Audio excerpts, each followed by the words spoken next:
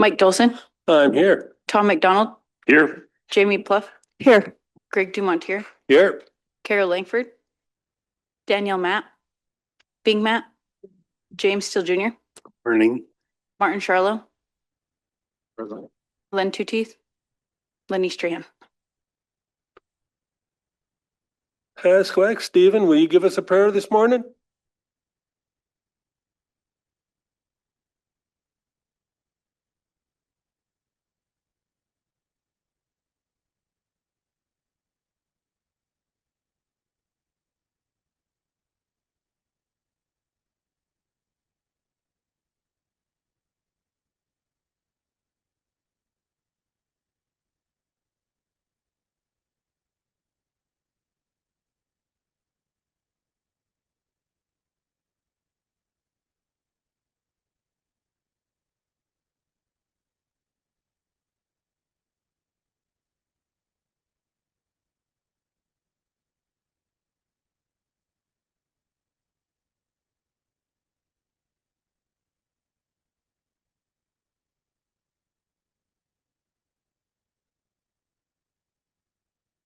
Well,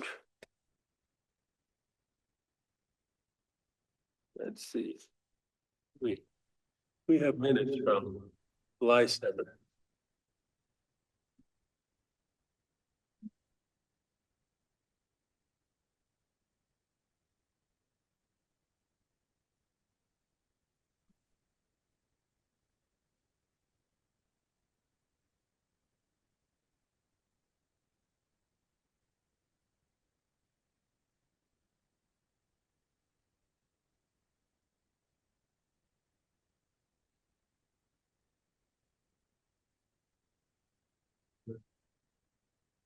Go ahead. Thank you, Mr. Chairman. Got an echo somewhere.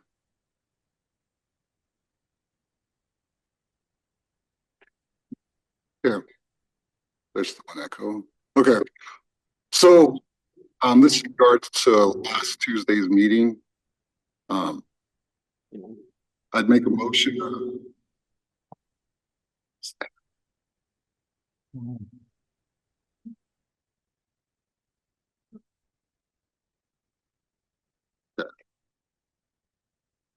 Yeah, I'd make a motion to strike from the minutes the discussion of the review of the personnel issue because it was from an unauthorized council meeting. The council meeting on July 7th.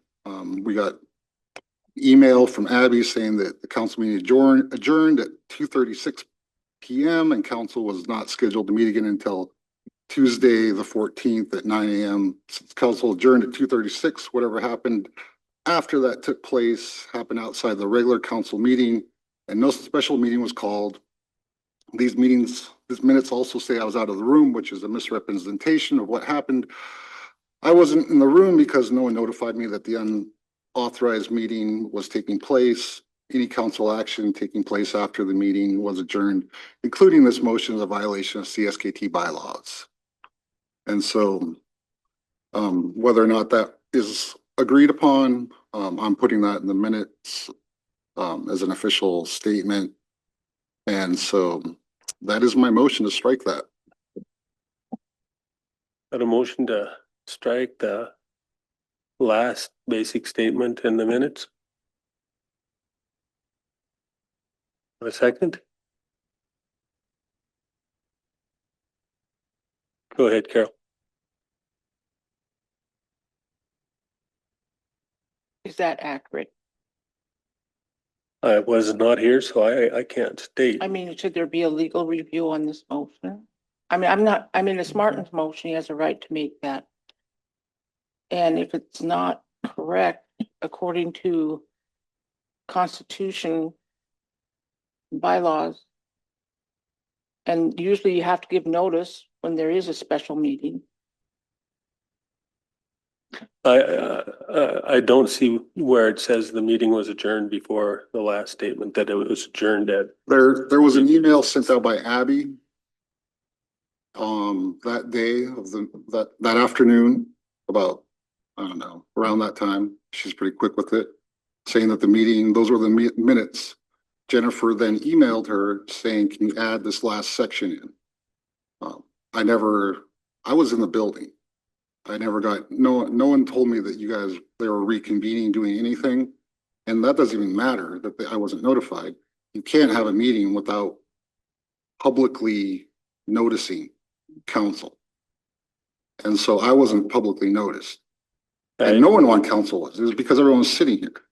And so there's procedural things. I mean, you can go ahead and review it, but either we don't approve these minutes if you want a legal review, or, council should do the right thing and, not have these secret little meetings that they've been having, and then come out and have a special session after we've adjourned. So it speaks to more than just, procedural things. It's just not right. So, Jamie, Yeah, I take offense to you saying it was a secret meeting. It was not a secret meeting. If it was done incorrectly, then let's get legal department down here and do the meeting correctly. But we called the meeting, you were out of the room. I actually had tried to text you, you didn't answer me. So no, I didn't invite you back to the meeting. But if we need to redo the meeting, fine, strike the whatever statement was done, but let's just redo the meeting and redo the action. But it is not a secret, it was not a secret meeting, and I take offense that you're saying that. and for the record, the only text that I got from you was asking me some questions, not saying it. And you didn't answer, so I assumed that you weren't going to respond to anything else. And Regardless, it doesn't matter, and we can calling this- redo the meeting. calling a special meeting requires, there are steps to that too. So you can't just text someone and be like, hey. I said, okay, let's just redo the meeting and have the action taken over again. And thank you for interrupting me as well. So, and that's what you could do, real simple. So someone second the motion, we pull it out of there, and you guys do it today. Do it above board. so I have a motion on the table here, basically to see that the adjournment of the last meeting was at 2:36, and to remove anything past that from these minutes for last week. At a second, Carol? Second by Carol? All in favor? Got 3, and all opposed? 5. I got 3, 4, 5 against, and you're abstaining, and I'm abstaining. So Danielle abstains. The 3, 4 are Carol, Martin, and Bing. Opposed are Greg, Lynn, Tom, James, Jamie, and I abstain, and Danielle abstain. And so the motion does not pass. Could we just have Hugo come in later?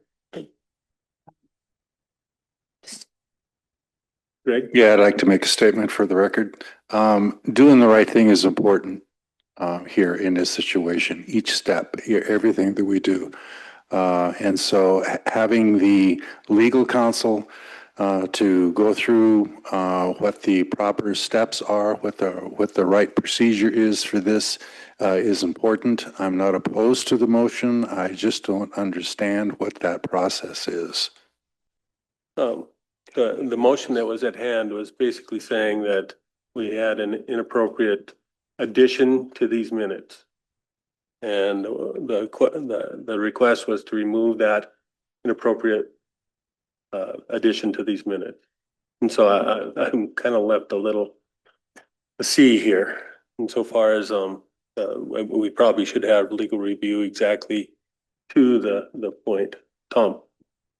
Yeah, thank you, Mr. Chair. I appreciate Martin bringing it up, but I do recall us have done this before in the 5 years I've been here. So I'm not sure if it's the wrong thing to do that without notice. I'm just trying to recall where the public notice thing is.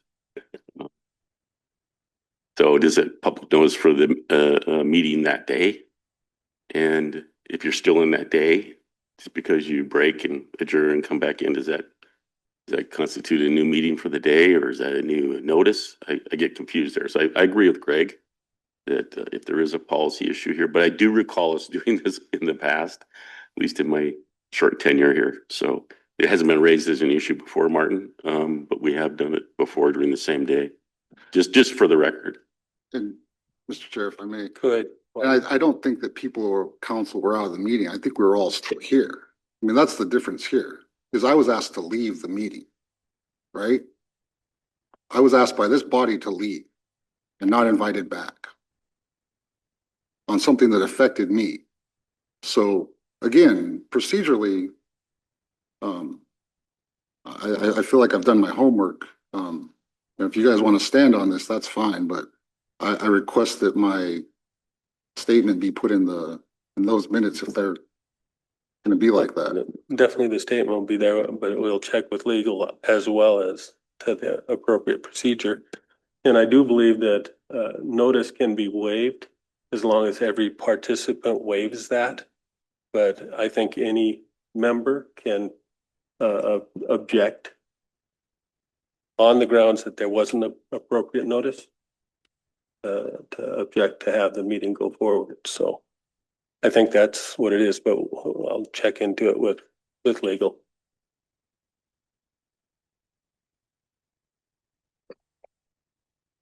So if folks wouldn't mind, I will hold off having these minutes actually officially approved until next time. We do have an agenda for today. Anything addition to the agenda?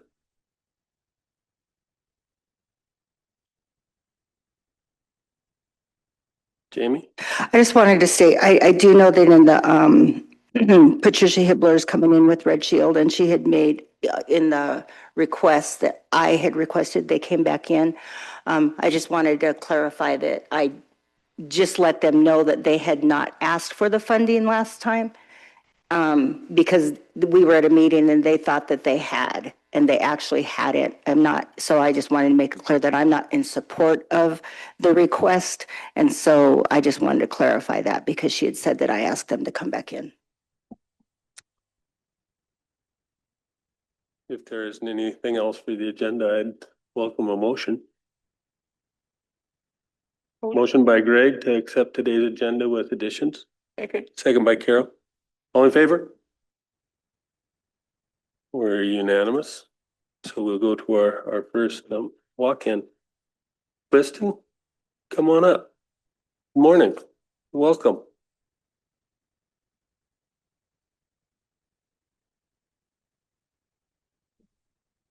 Please turn on the microphone. Button, there we go. So Hescrex, my name is Kelly Woodcock. I got my husband Robert Woodcock here. We're accompanying our daughter Christine because she has a question that she wants to ask you guys or approval for. It's fine. Oh, okay. Hi, I'm Christine I'm Christine Oldcott. I am Open SCO Spanish, St. Ignatius, Montana, but I'm here to ask for the money tag and very recent tag because I am the age of 15, but around that time they draw the lottery tags, I would be the age of 16. So she read the regulations, and the regulations state in order for her to be eligible to put in for the very basic little money permits, she has approval because she's only 15. So that's why she's here. Motion by Carol to approve the request. Second by Greg. Any questions? All in favor? We're unanimous, and definitely good luck. Go ahead, Jamie. I also want to say good luck in Italy. I know you're getting ready to go play softball. How exciting. And you too, Kelly. Hope you guys have a really fun time. Thank you. You guys have a great Thanks, day. Robert. Um, um,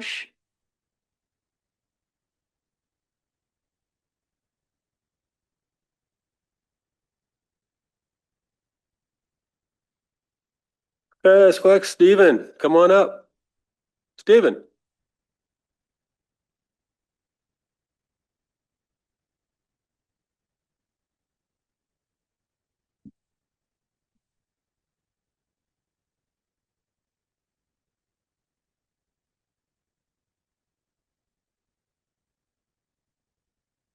I had a friend took that road over by Twin Lakes, and I was concerned about those roads, you know. Where are the game wardens, where the highway roads are? And I talked to a few people up there, you know. And Kenny Bell said he had to wait 2 hours we could get by. And some big trucks going through there up around by Twin Lakes. They should be taking care of that more. Maybe the game wardens, this is what I hear. Take care of our people, you know. They won't take care of it unless somebody gets killed up there. The big trucks, everybody's using that. There should be a way, you know, to take care of that, even that road up there. And he showed me her truck on one side is all bashed in. And their arm, you know. Thing is, you know, she worked for President. She used to work for President. I don't know where she worked. But the thing is, you know, we don't do nothing about it until somebody gets killed, you know. That's, you know, that. And even that Job Corps road is bad. I drive that every day, you know. What are we gonna do, you know? Should be taken care of right away. Things like that, you know, councilmen, you guys got the power, you know. When I talk to somebody, they say, well, it's the other people, you know, that concerns about that, you know. So I'm confused.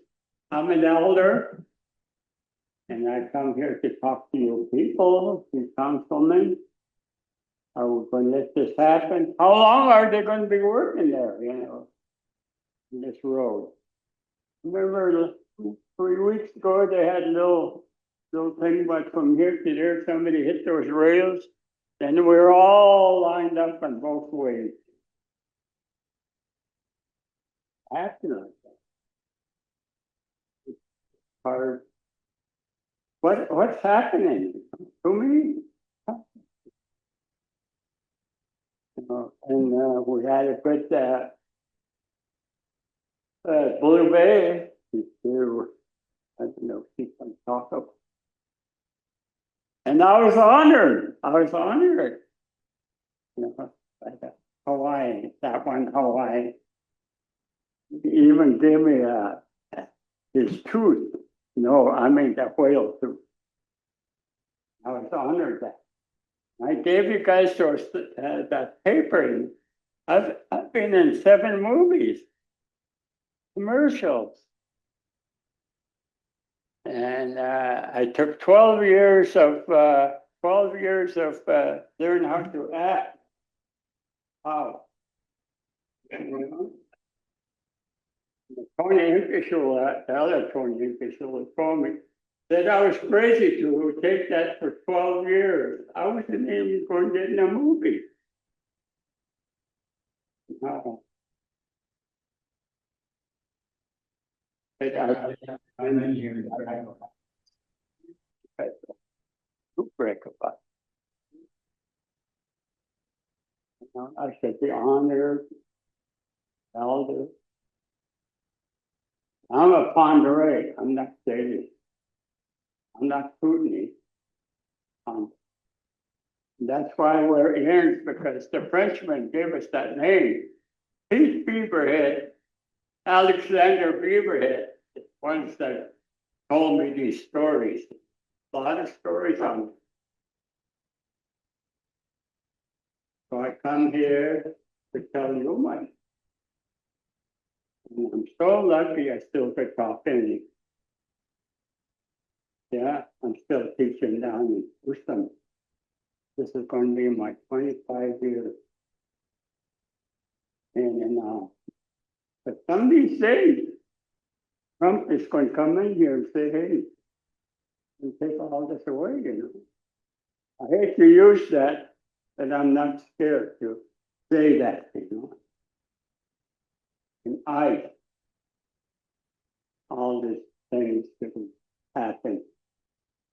We are a reservation. We're proud to be Indian. We're proud to have this whole place. People come here and say, look at those mountains. They're so beautiful. I take it so granted, you know. Oh, no, I see it every day, you know. Other people have to come and say, hey, this is beautiful, beautiful lake. Think about that. Maybe I'm wrong. I don't know. How much longer are they going to be working on that road? You tell me? Huh? I thought it's going to be done tomorrow. What you say?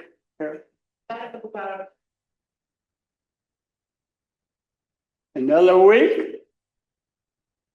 My hearing aids are not working right. So Supposed to be 6:30. is it over 2 weeks now? I think it's a month or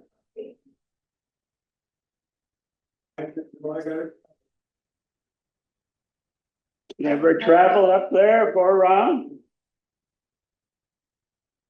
Danger. Tomorrow. That'll be done tomorrow. After tomorrow, I'm going to stop powering. So you guys get out of here.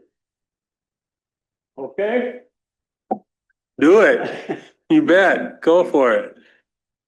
But the thing is, it's danger, you know. The game wardens would be taking care of, highway patrols would be taking care of that. Right? It should be taking care of it. 45, 50 miles an hour going through there. They have to get to Missoula. The other way, 50 miles an hour.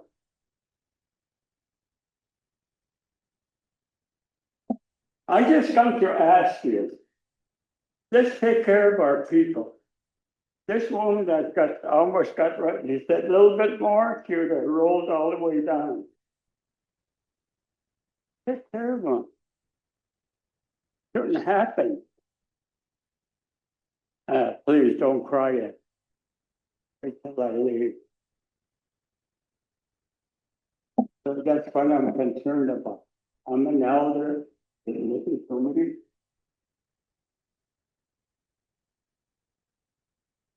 To do it today. Up the game wardens, highway patrols, take care of that. There's big trucks going around, they got nowhere else to go to, you know. Except they're going the other way. That's why I'm here for it. And besides, I like to show off and give you some. Yeah. Yeah. And I'm related to that 400 horse. It wasn't me that said that, somebody else said.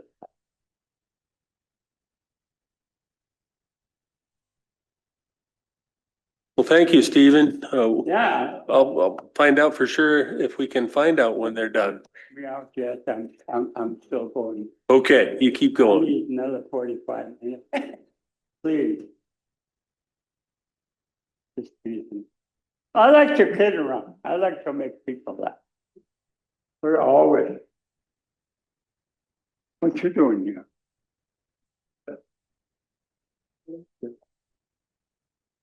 Right? That Pete Beaverhead was the best. I know a lot about history, about that place. Alexander people had told me about. But now I'm forgetful, you know. When you get as old as me, you forget people. Yeah, it's easy. And when Elmo was dancing at them. Yeah. Tanya kicked me out last year because I wasn't wearing the right outfit. But how come you're out there? I had a war bonnet on, I had tail piece, had my vest fitted. And I cried all the way home.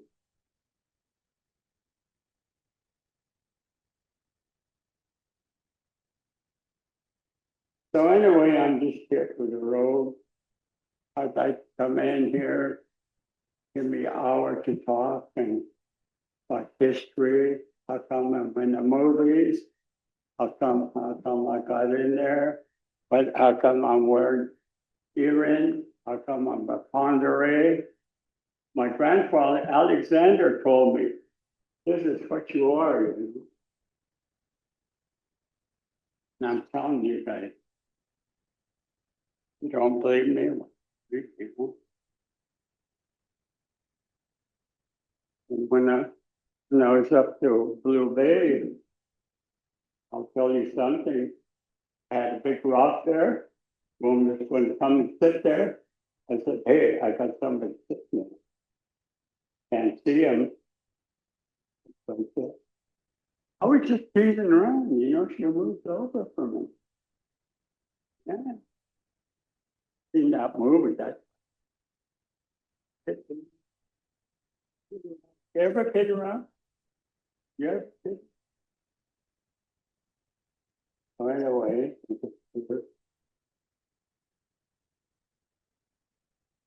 and long time ago when I was young, the elders were the number one boss. Now the kids are the ones. I used to say, I wish I was young, older. They would look up to me. It was small thing. Now I'm old. Now it's the baby. Right? Starts crying. Go in the store. I go in the store.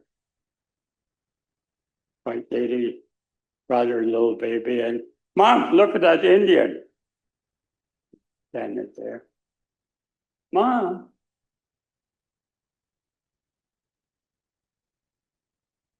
Little kids are. And I'm here. I know you guys got a lot to talk about.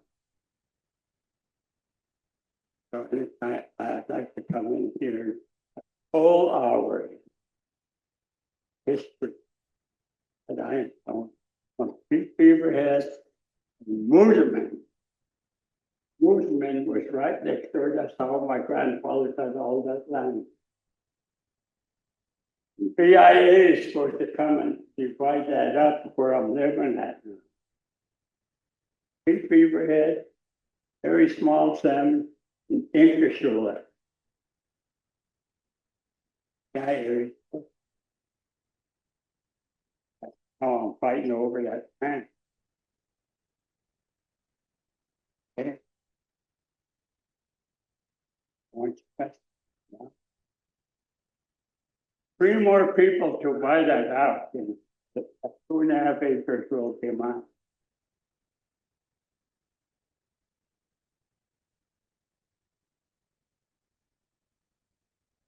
Okay, so,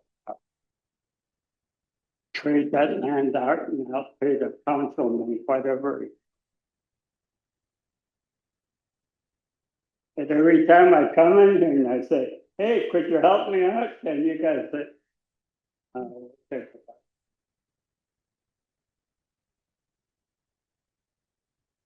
Hey, no, we cannot do. The hell out of it. You don't put that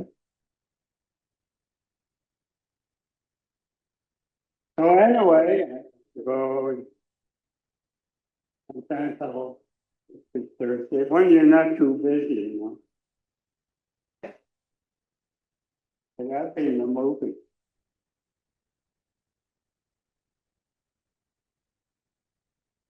What do you mean, took me in the movie? You got me in the movie. He got a can and went around. Put some money in there, well. I remember. 50 years ago.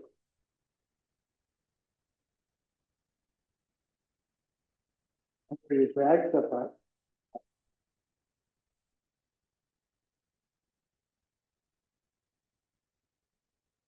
Right? I'm glad I come here all the time because I don't eat breakfast. At least I did it going.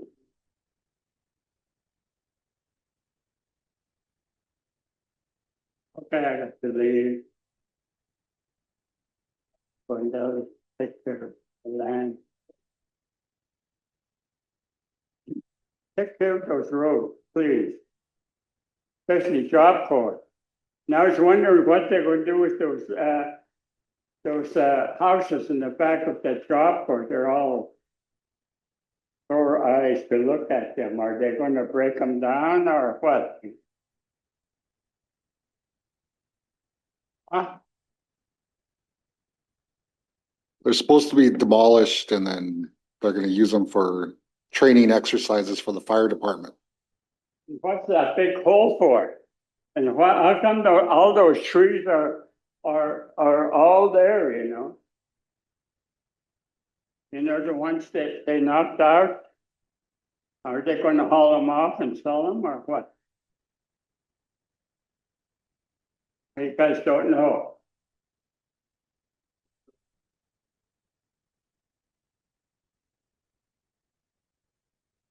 Don't know the answer to that, Stephen. Because there's some big trees, you know, Cottonwoods? and they could sell them, you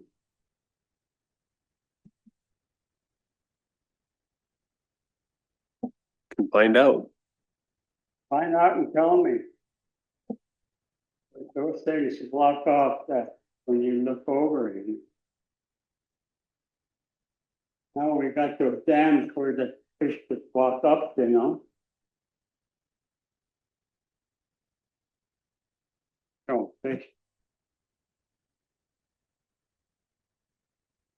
Okay, I done enough then.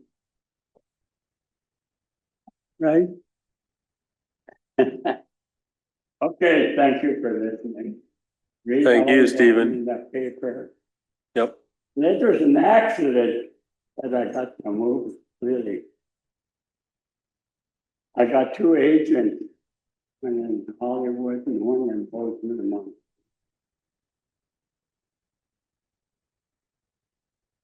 Would tell me, one asked me how much I make.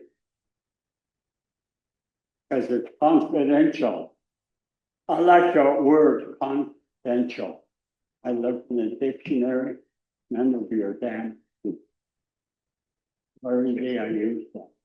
Somebody comes, it's confidential. Is that right? You know, are you listening to me? Yeah.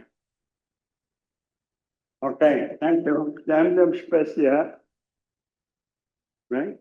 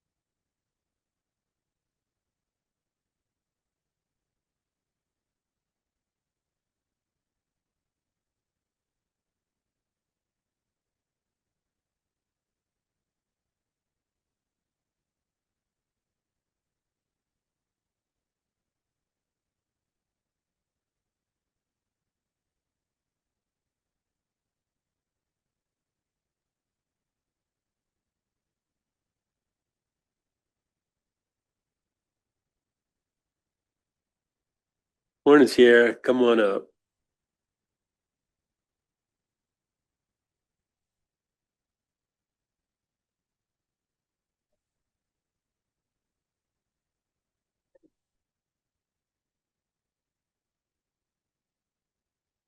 Come on up, Sierra. Morning.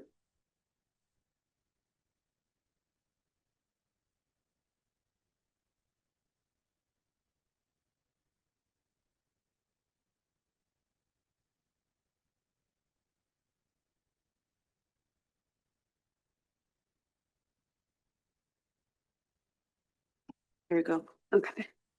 Good morning. Can you guys hear me? We can hear you. My name is Sierra Masila Humphrey. I work in the forestry department for ceded lands. I have two grants to talk about today. One with U.S. Fish and Wildlife Service. The deadline is August 14th. That amount is $200,000. That grant would support the ceded lands position that I'm in now. It directly states that it can be used for habitat restoration and important plant species to the tribe. I think you guys have that in the attachments. So that has no cost share. They do have an indirect amount. I think it's like 15%, but with the agreement that we have, I think it's 16.69, which is okay. So today I'm just seeking approval to submit a application for that grant next month.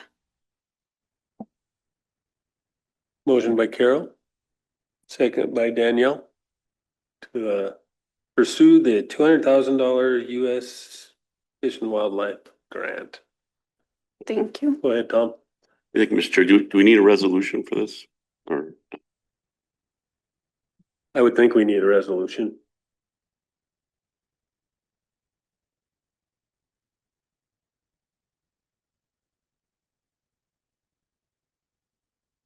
Sure, we can get the resolution put together. Okay.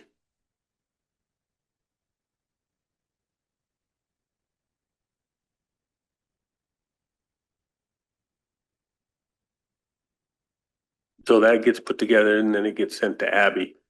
Okay.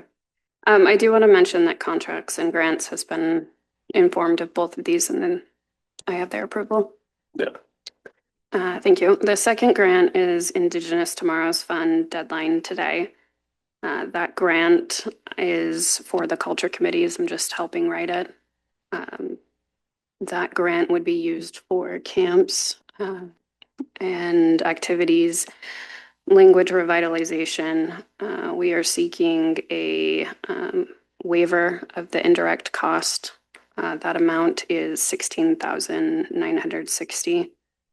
Total award grant is $100,000. There is no cost share or match for that grant either.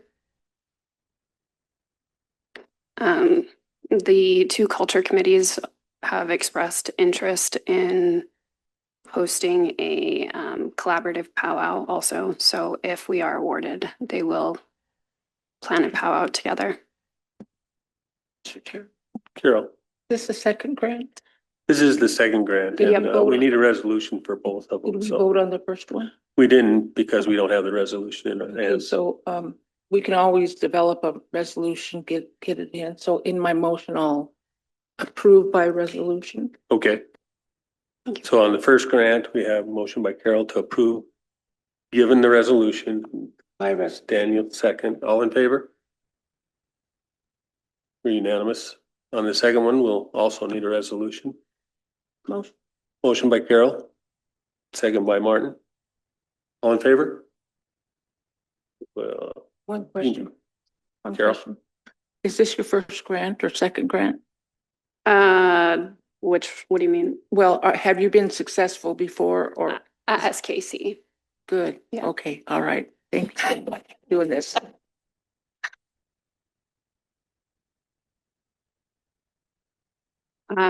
So Vernon has his language students that he would like to introduce themselves also if we have time.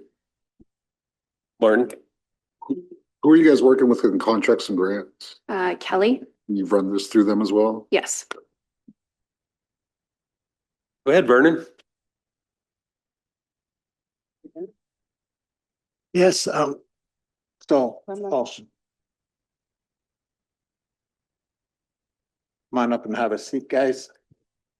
Yeah, I realize, you know, we have a group of students going through our language apprenticeship program, and they're doing really great, and I'm really proud of them. And then, but I realized I hadn't ever had them come and introduce themselves to council, so I asked them if they would come here today.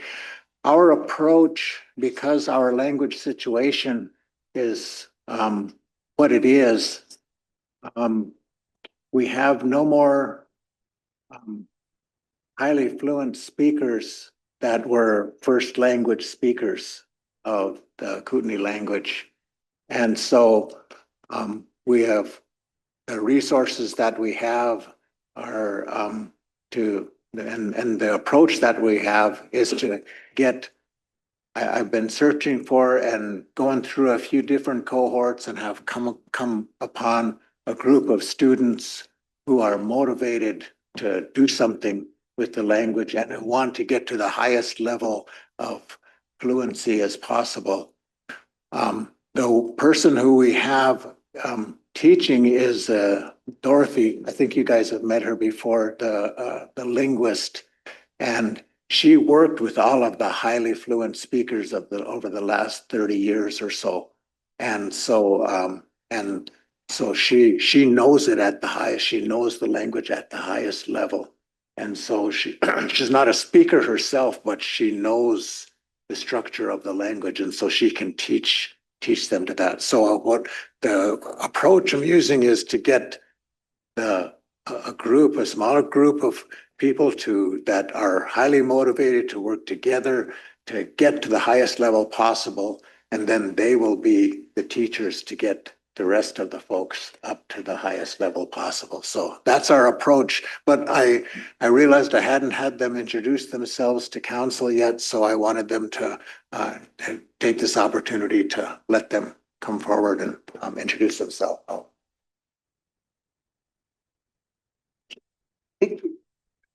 We go first.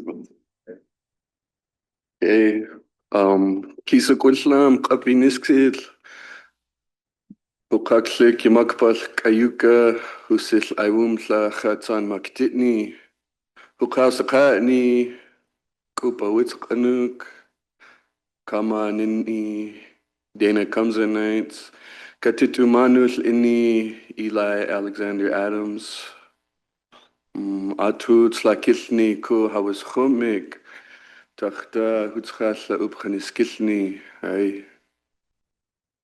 And I just said good morning to you all. My name is Yamakpat Kayuka, Red-Headed Woodpecker Hat. I'm 24 years old. I live in Elmo. My mother is Dana Comes at Night, and my father was Eli Alexander Adams.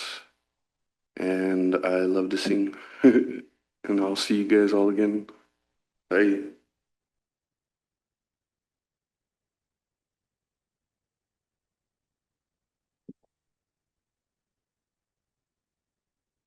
Isukwishnam, Apiniskish, Husukil Ukni, Kuupchaniskish, Atukashatishni, Ksukakikam Pashki, Hinu Nishni Kasun Ini Vernon Finley, Aki Kin Ukish Kama Kakslik Irene Baldwin.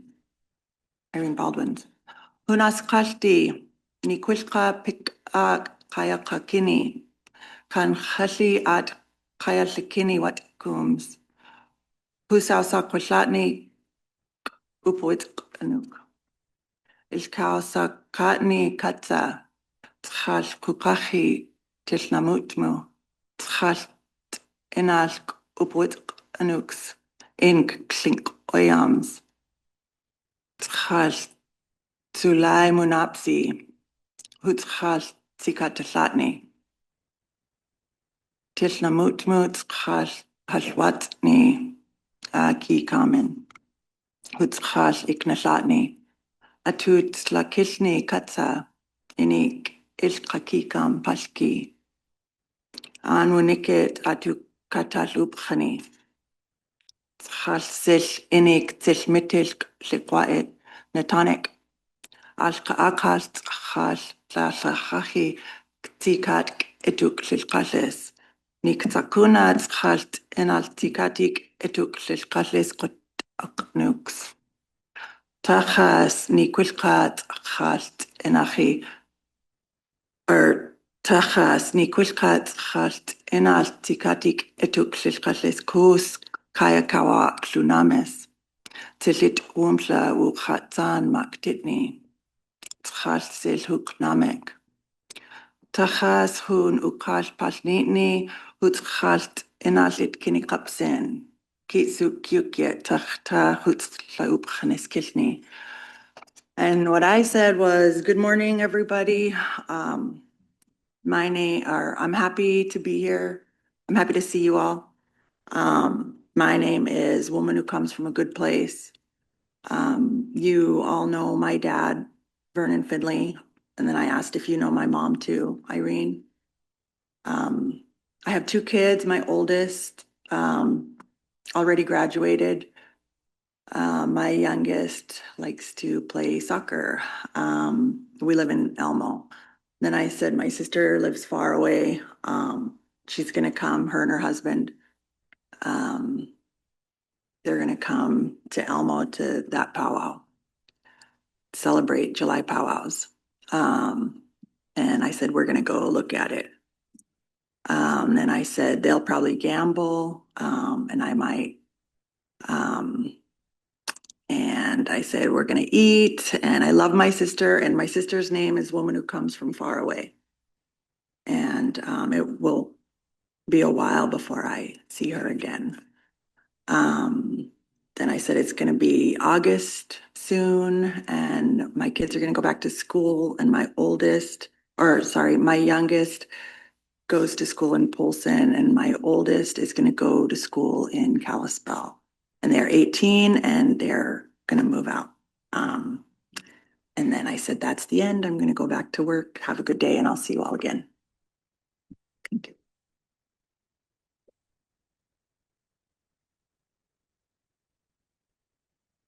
Sukwishnan Hukaklik Akitska Titkat Aki Hukatlatilni Richard Couture Kama Nini Rhoda Couture Katitu Nini Edward Ness Hukakatlatilni Niskati Husa Sakatni Kubawitz Kunuk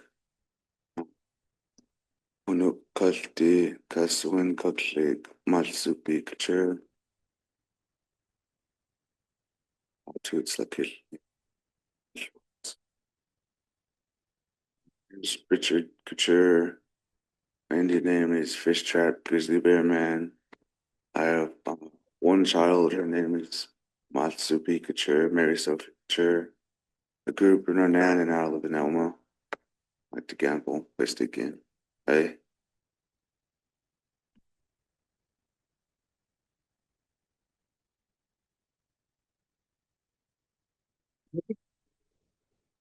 Wishna Maksmaknik, Bukasha Tishli Naksaksha Mal, Kas Yapi Klek, Any Peter Ald, Francis Ald, Nini Katitu, Diana Ellenwood, Ni Kama, Bukaki Kaki Kopowitz Mixan, Bukaki Laka, Ni Sanshanana, who's Kan Miet, Atu Kik Sanka Ak Lukaku Kan Miet Atu Akik Kits Ak Lukaku Kayuna Kani Ak Smaknik Slukka Sanka Aklukakum Hukaubkani Hukabkani Kua Kakana Kutsha Kakana Kuki Aksmakanik Sukkaini Ki in Katitu Mixan Tschal Ini Kulakli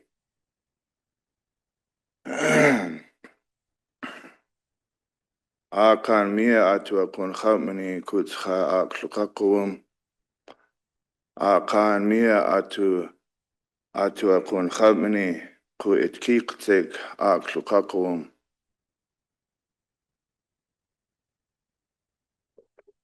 Hi, my name is PJ. You guys know me as PJ. My Indian name is Martin Robe. I come from Elmo, but I live here in Pablo now. And my mom and dad is Francis Alden, Deanna Ellenwood. I was telling you guys that I do language, my job. And I was telling you guys, there's not a lot of people that speak. One person that speak that was born with and grew up into is my dad. But he's getting older now. So, we can't utilize him, an old person that way, all day. And let you guys know I do my best to learn. I do my best to teach. Every day I talk. I do my best to speak, even when I'm not at work. And I just wanted to say some of those sort of things to you because our language, it's pretty important. It's part of who we are and where we come from. As Ksanka Aksmuknik from Elmo here, it's a small handful of people. Us here and then the ones across the border.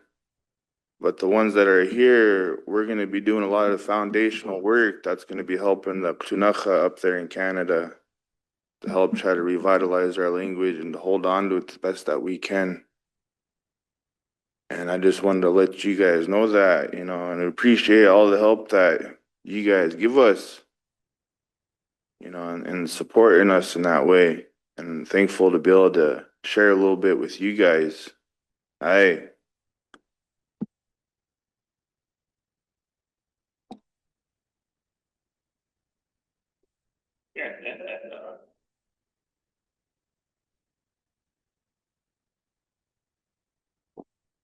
Okay. Keetsuk Wislam, Click Seneca Stanger, Husas Titney, Donald Stanger, Kastasatni, Asni, Kanachali Nasa, Ni Quishka Kanachali, Kaklik Amadeus,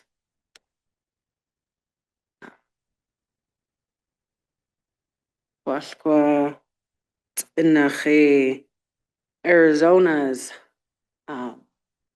Tchashashwatsni,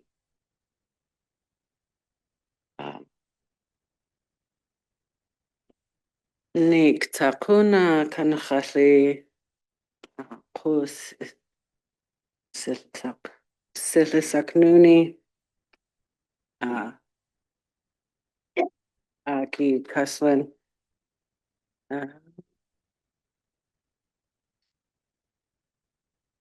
Kamal Kapslik, Lydia Hiwankorns, Kaatsmish, Any Helen Charlo, Manus Any Katiti, Leona Juno,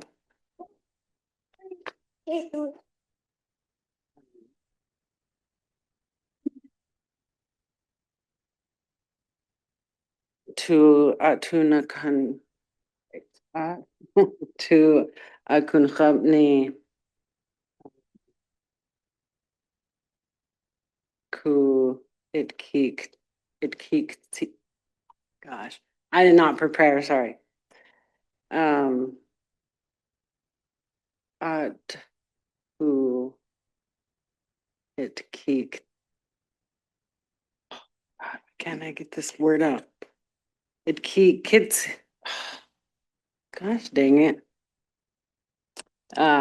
Anyway, Kaswan, Tamnani.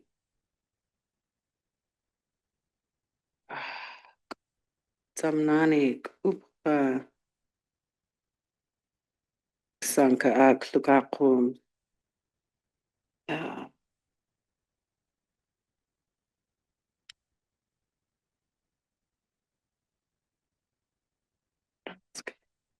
You guys want to hear?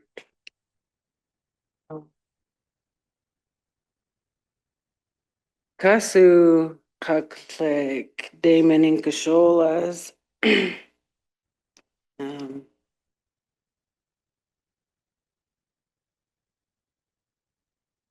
Please.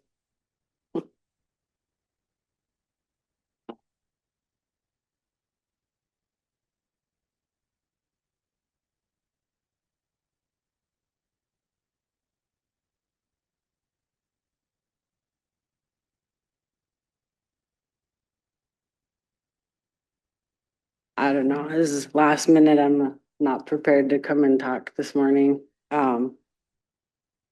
Just gonna say, out of the 5 here today, PJ and I have been here with the program for 5 years. 5 years. It's not the easiest when you get started. And I think I think it goes to show a lot with these ones that are Mary and Richard still here. Kind of went through a learning curve with the 2 of them, trying to figure out how to be teachers, what works, what doesn't work. And the 2 of them have seemed to bear with us, and they're still here making their way. And our new ones, hopefully they'll bear with us and hang in there as we shift through different methods and try different things.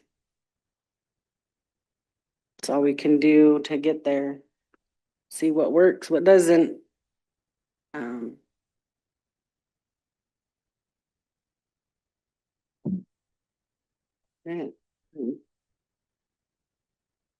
I feel pretty honored, pretty privileged to be here this long and to learn what I've learned.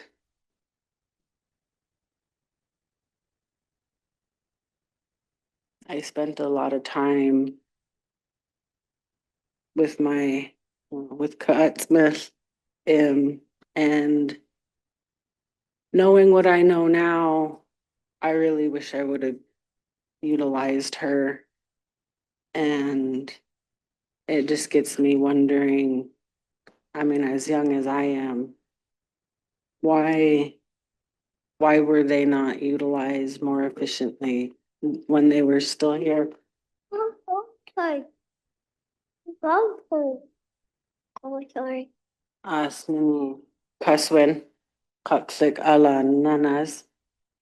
She's named after Kat Smith. But yeah, it's just finding that internal motivation every day, because sometimes it's tough. But I think my daughter's namesake is what drives me. Reminding myself that I'm here and I wanna do this in the best way possible and try to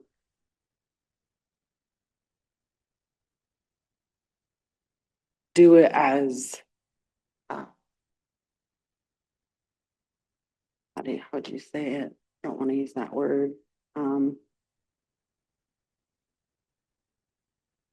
I would like to think that the way we're learning and the things that we know how to say and the things we can put together, I'd like to think that if Kat Smith was still here today, she would understand me and she wouldn't be laughing at me because I said something that didn't make no sense.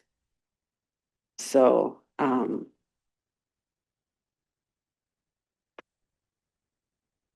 I guess I hold a lot of value to our linguist, Suk Suk. Putting a lot of faith in her that the language she got from the elders she had are as authentic as they're gonna be, and hope we can just keep it that way without changing it drastically. Oh.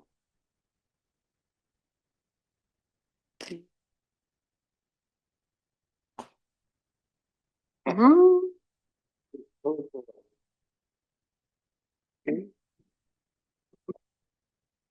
Guess so.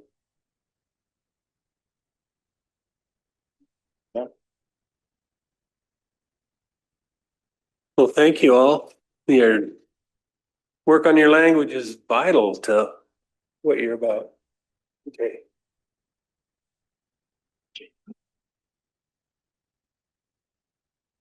Seeing them work together is, they're, the, I haven't brought them forward enough to be speaking in public. I see, you know, because what they do and what they know is once they get past this nervousness, they'll do good. You know, I've told them I have a lot of faith in them and a lot of confidence in what they're doing. So they'll be all right, you know.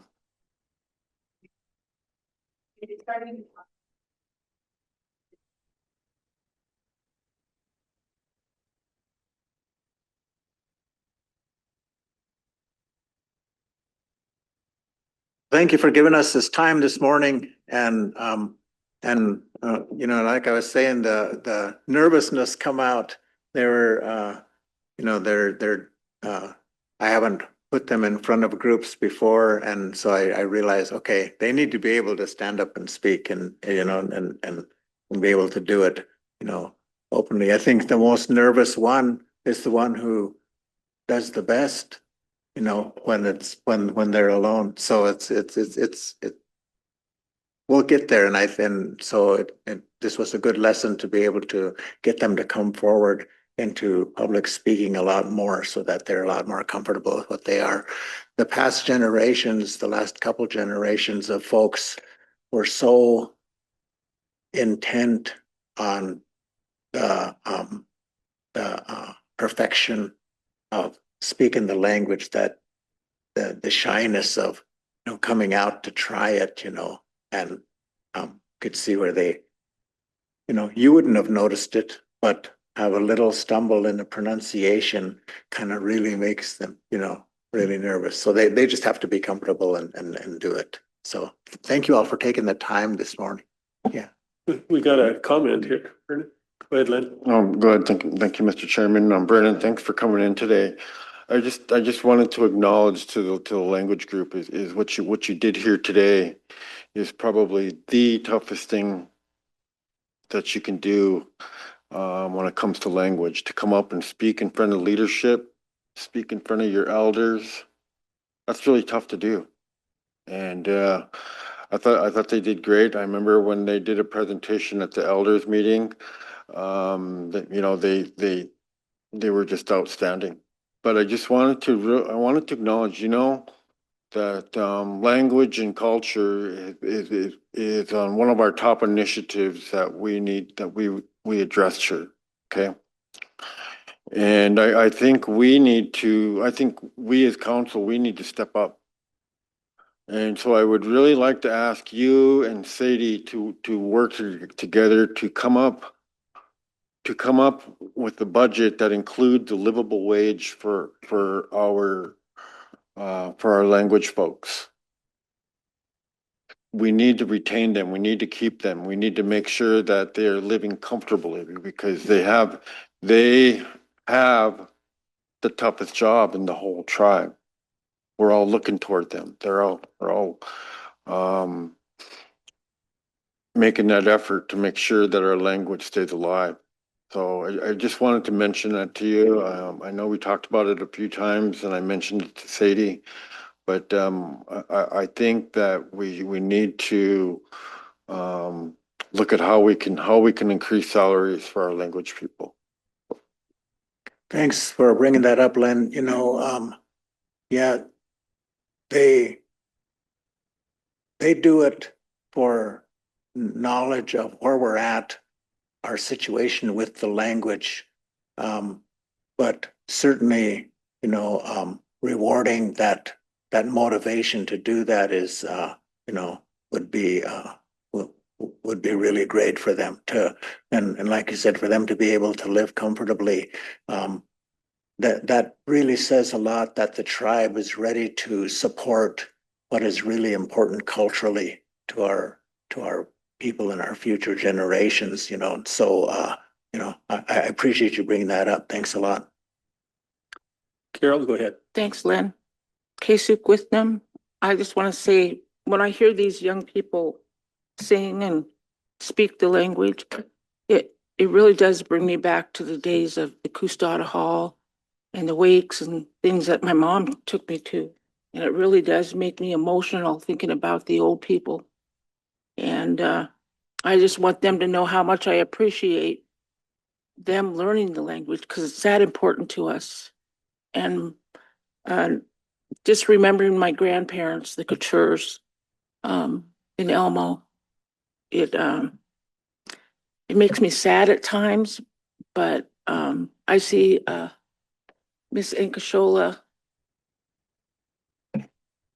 Aspen, I'm sorry, knowing that Mr. Couture too, you know, you guys are family, and I'm really proud of you to know that you're taking after our people and do what needs to be done. And I thank you also, Vernon.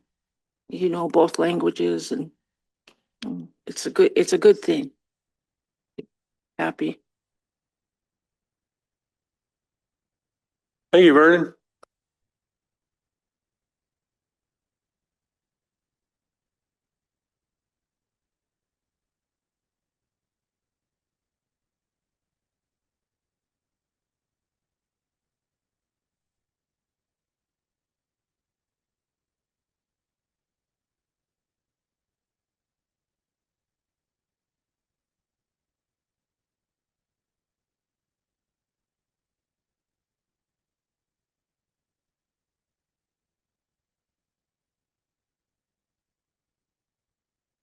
Good morning, Michelle.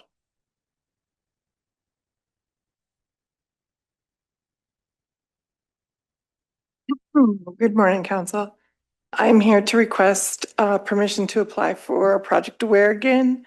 We're in year 5 of our current project and it became open on July 1st and it's due on July 27th. And I think that's on purpose. There's a lot of language in the NOFO that speaks to DEI initiatives. And so it's going to be a challenging proposal that I have to write, but I want to try. The other difference is that instead of 1.8 million per year, they've cut it back to 1.5. All 3 school districts that we currently partner with are on board. They came out to Blue Bay and met with me last week, and we have ideas to improve what we're doing. It really needs to be focused on mental wellness.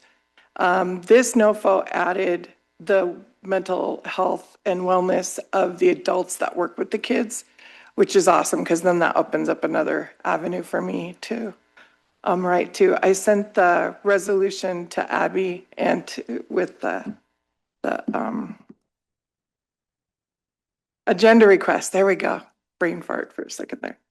So I'm asking permission to apply for 1.5 million per year for 5 years through SAMHSA. And yeah, that's it. Motion by Lynn, second by Jamie. All in favor? Unanimous. All right, thank you. Mr. Chairman, could we go into executive session with Michelle? We will go out of regular into executive. So good morning. Thank you for taking time for me to come talk to you a little bit about Red Shield 8 Nations. I'm really here for two major requests. One is to ask you if you could update your board of directors to Red Shield 8 Nations with Vice Chairman's resignation from Red Shield 8 Nations. We don't have a primary board member from CSKT right now. So I provided that draft resolution for you to update. We had Vice Chairman as primary and then Dr. Fox as alternate. So Dr. Fox has been very active as alternate, but we don't have a primary designee from CSKT. So that's my major request. The other reason I'm here is just to do a formal request and follow up on the donation request for CSKT to Red Shield 8 Nations. I learned from Vice Chairman that Jason and I had never made the formal request when we were here. We thought we did, but I guess we didn't. So I'm here to make that formal request and answer any questions that you might have. I have a question. So what are the other tribes donating? So the other tribes, they have all said that they would come in at a donation level. 3 of them stated that they are going to try to meet the Little Shell donation amount. And Rocky Boy, when they said that they were going to meet the Little Shell donated amount, they asked for me to ask CSKT to also match that with Rocky Boy. So they did a kind of formal challenge to CSKT. What is that amount? I looked that up because when I was here last time, I said it was 850,000. That's what they were centering it around, 850,000. We now have the donation agreement in place with them. They ended up doing it for $838,212.53. It's an interesting amount. They're taking it from their opioid funds. And I think as they decided where their opioid funds were going to go, that was the amount that Red Shield 8 Nations was getting.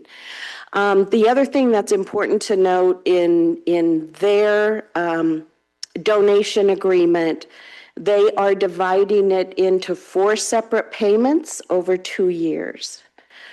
So they're taking it out of 2 separate years of their opioid funds, about $400,000 per year. Each payment will be $210,000 every 6 months over 2 years. And those are certainly things that you can decide based upon where you choose to take the donation funds. The other thing that is in the Little Shell agreement is the type of reporting that they want. So Red Shield 8 Nations will be reporting every 6 months to Little Shell, And those data points they want reported to them mirror what they have to submit in their opioid fund report. And I'm happy to share the template for the donation agreement with you, and then also Little Shells if that's helpful. Go ahead, Carol. Travel, is it into the board? How much travel? So we get together 4 times a year. So the way the board with Red Shield 8 Nations was actually organized is we meet face to face the second day of the American Indian Health Leaders Meeting. And you used to attend those, Carol. Okay. Most of them are in Bozeman, Billings. There we did have one in Great Falls, but they're all within state, and that's quarterly. And then the months in between the quarterly meeting, we meet virtual on Zoom. I might be interested in that. In state. If she'll have me back. And then, Mr. Chairman, I think we need to look at contribution. It's a lot of money, but it's gonna end up being a benefit to us also. And I think if we could do it on a, maybe even a 4-year, 5-year timeframe, through our budget process, we can probably figure it out. I mean, we committed, I think at the very beginning, we were gonna be a part of this. And now all of a sudden we pull out, I don't think it would look right. But I think if we tighten our belts, we can get it done. Along with the help of Michelle. Oh, I just wanted to say that with the budget committee being more active, that it would probably be a good idea to go through the budget committee and process. Great, go ahead. Yeah, couple things. One, for Michelle. I would be interested in having a presentation to the council about the current status of what it is that we are doing for treatment. So I've only been here for 7 months now. I have yet to see that other than kind of a peek in the early orientation just for a few minutes. But I think it would benefit the whole council here to understand what we are currently doing, to also get the input from our providers, the people who are working most closely with this issue as our staff, to have their input into the donation request that we have here, so that we are we talk a lot about seamless care, and we talk about just yesterday that we were talking about the issues of discharge planning, from the hospitals.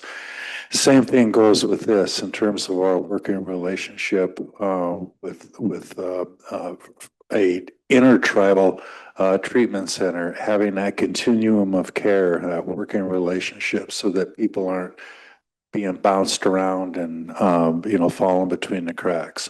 So I just think this is an important issue and is one that is worthy of some discussion, so that we can have our best possible approach with the resources that we have. And of course, the resources question that Jamie just asked is going to be central to that. So anyway. Go ahead, Tom. Thank you, Mr. Chair. Patty, good to see you. Thank you for coming in.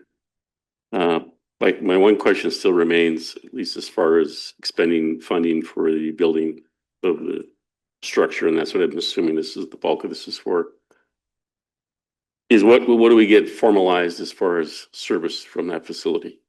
So when I think of this money and think of where we've had problems getting people into treatment, is that there wasn't any space available.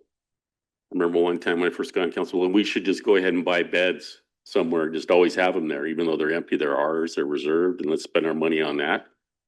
So we have that guarantee. So I know we're part of this, and Carol's point is well taken. It's just that what is our guarantee? What are we going to codify in, at least in the donation agreement? So I'm interested in seeing the donation agreement that the Rocky Boy or whoever has. But I would want to be mindful of that. We're expending dollars, then we should have an expectation or a guarantee of services provided.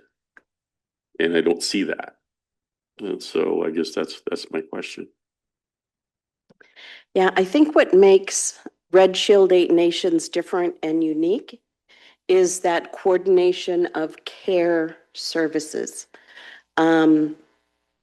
That's part of what's in the service delivery model, and I can certainly send that to you to look at it. It's really that piece of coordinating care before and after people are in treatment.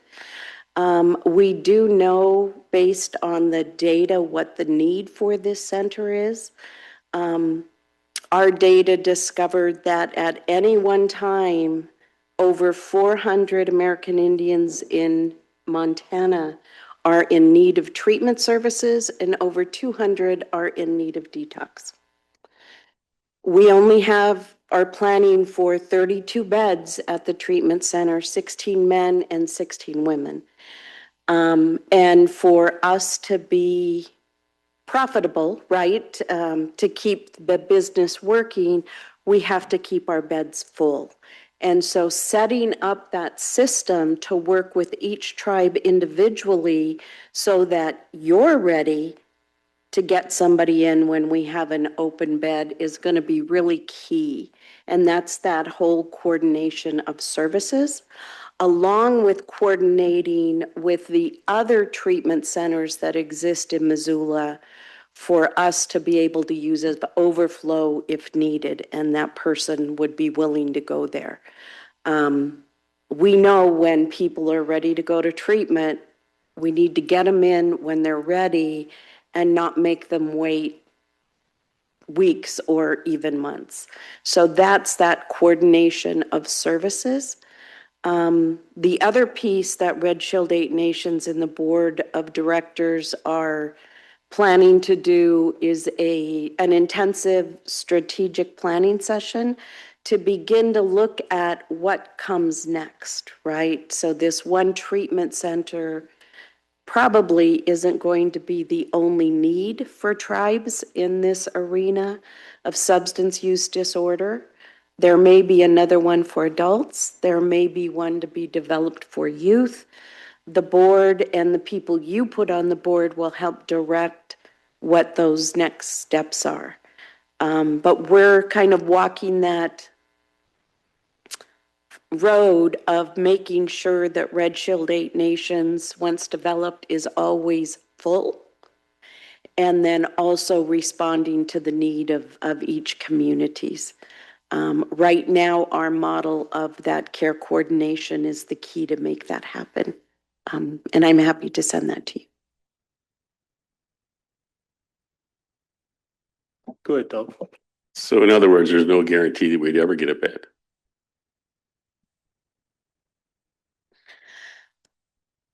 I wouldn't say guarantee, I would say priority. You would be prioritized.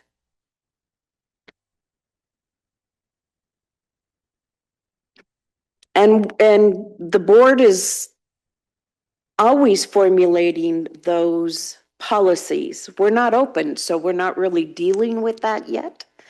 I would, as a tribe, advocate your board member to bring that forward and make sure that's part of the discussion, if that's what CSKT would like to see happen.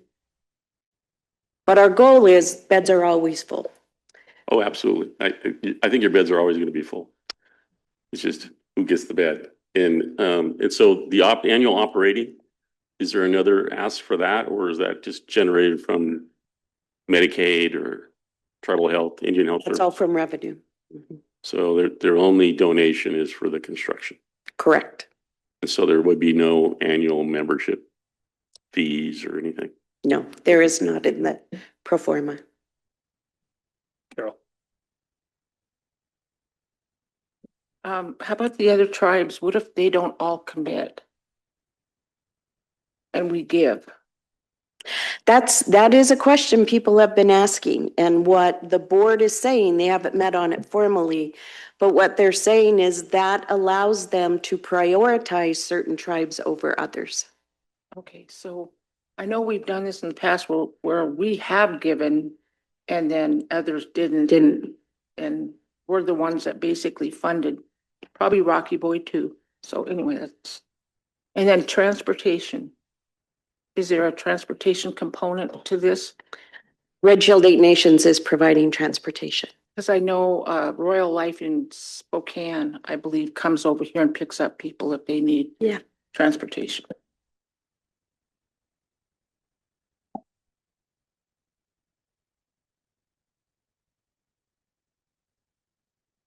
Other questions?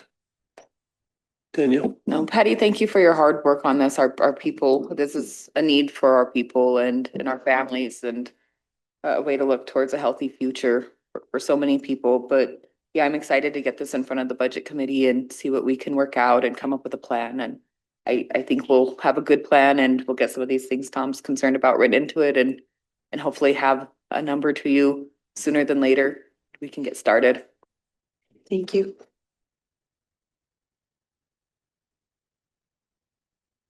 Well, Carol has shown interest in joining this board. Is anybody else interested? James? Yeah, I'd be interested in being an alternate. Ben? Oh, I was just gonna make the motion to appoint Carol Langford as board member and James Steele as alternate for the Red Shield 8 board. Go ahead, Jamie.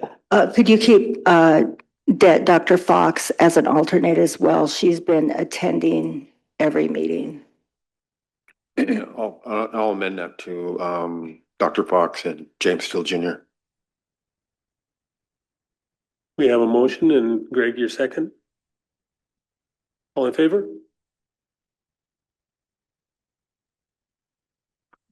We're unanimous except that Carol abstains. You have a board member. Thank you. Thank you. Any other questions? I'm sure we'll be talking about the donation. Perfect. And then I just gave you a brief kind of update of Red Shield 8 Nations, so you kind of know what's happening. We finally have a logo, letterhead and branding design, branding guidelines, and our website should be up and running in August 1st. So we're excited about that. An update on the land donation. The survey's been completed. We've gone through all of the processes with the city of Great Falls. All of that has been approved, and now the title company has created the realty docs, and our board of directors has officially signed. So once the county registers all of that, Red Shield 8 Nations will be landowners of 20 acres, probably by the end of the month. So we're really excited about that. We also have a feasibility study that we are undertaking with an architectural firm. And what we're looking at is the utilities on the property. So is it possible to ask the city of Great Falls to annex the property and link into city utilities, or are we going to have to put the facilities in ourselves? And follow county guidelines. So that particular report should be ready for the board of directors by mid-August, and then they'll make a determination on how to move forward with utilities. We also did a peer review for the architectural schematics that are complete. We all felt that there were some things missing in there, and some things that might not meet code for licensing, even though a facility of this sort, the state cannot impede licensing. We still want to follow those guidelines, so we asked a different architectural firm to come in what they call a peer review. As part of that peer review, we set up a focus group with them and the behavioral health directors from the tribes. Dr. Fox did participate and provide input. And then that report was presented to the board mid last month. We know what's missing in those original schematics. And now we're contracting to get those updated and begin to move through those processes of architectural drawings. Last thing is a PRC process request. So one of the things that we've learned in working with Indian Health Service is there is a process in place that allows for tribes to contract for services. Our goal would be for the tribes, and this is another way that tribes get prioritization of services, to contract with Red Shield 8 nations to provide those services and to utilize PRC dollars in that process. So that's a process that's been discussed with Indian Health Service. It's been discussed with the board. We don't have it quite ready to bring to tribal councils, but just so you know, that will be coming forward probably within the next 2 or 3 months. And it will come in resolution form where you can present a resolution to Red Shield 8 Nations and IHS to create that relationship. The one positive thing that does, if the Red Shield 8 Nations comes in as an ADSDIA contractor, that allows us to create priority for your tribe and tribal members in services, because people in your catchment area, that's where the billing would come from out of your PRC. So that's the next piece that's in place. It's a little more complicated, so I won't go into it in detail, but we'll come with complete information in the next couple of months. Thank you, Mr. Chair. There's the annual funding. There's the catch. Okay, now I understand. Is there an outline of the staffing? Is that part of your website? Will it show all the staffing that you'll have, positions? It doesn't, but I can send that to you. That's all in the methodology. Okay, thank you.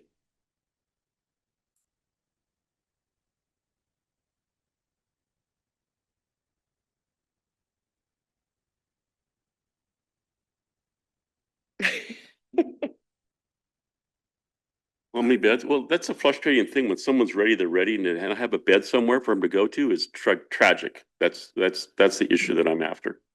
So, and I think we've always faced that here. It's been a struggle. That's what Royal Life, I think, does for us, is gets people in immediately. And I'm hoping that this model will also do the same. Go ahead, Greg. Yeah, I'm just kind of curious, how many tribes in this area of the 8 tribes that are there, how many of those are compact tribes? And you know where I'm going, right? Only Rocky Boy and CSKT. So as long as we don't have the other 6 wagon the 2 compact tribes, more than happy to have Indian Health Service at the table.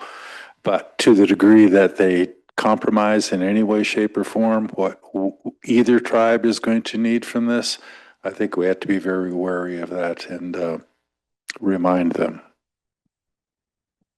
Yeah, I think that's a really good point. When we worked with Indian Health Service to get data to really look at what might be the best model to move forward with in determining how much that PRC allocation might be from each tribe, we did do just kind of a straight across percentage. We also did a based on population. And then we also tried to get at use. So really looking at that data about treatment. So how many people are going to some level of treatment right now? That was the most difficult to get at because that's really being coded by almost all tribes across the nation as an emergent health need. And we can't pull out of that data which of it, that emergent health need, is linked to substance use disorder. So that was the weakest data point we looked at, the one we were most interested, but the data just isn't there because of how everybody's coding that service. How far are we from breaking ground? Great question. We're hoping that we're going to have a groundbreaking ceremony either late this year or early next year. Our open date is fourth quarter of 2029.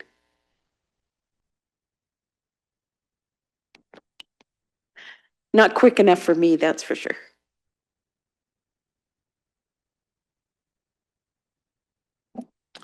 Other questions? Anything else, Patricia? No, that's everything I have. If you need anything from me at all, please let me know. I'm here. I can come in anytime, bring you what you need. I will send those items to you, Councilman McDonald, and then I'll also forward the donation agreement, the template, and then also Little Shells for your reference. Could you, Yes. so the agreement with Rocky Boy, they're using their opioid settlement money. It specifically cites what they need, because I think we had some contrary things about brick and mortar using opioid money for. I'm just trying to remember, Brian Upton gave us some rules of the road based on the court.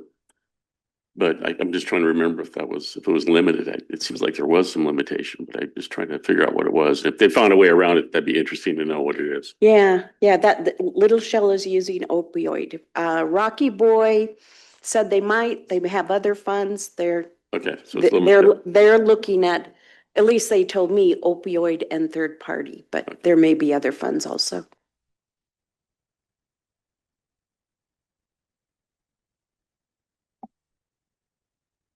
Anything else?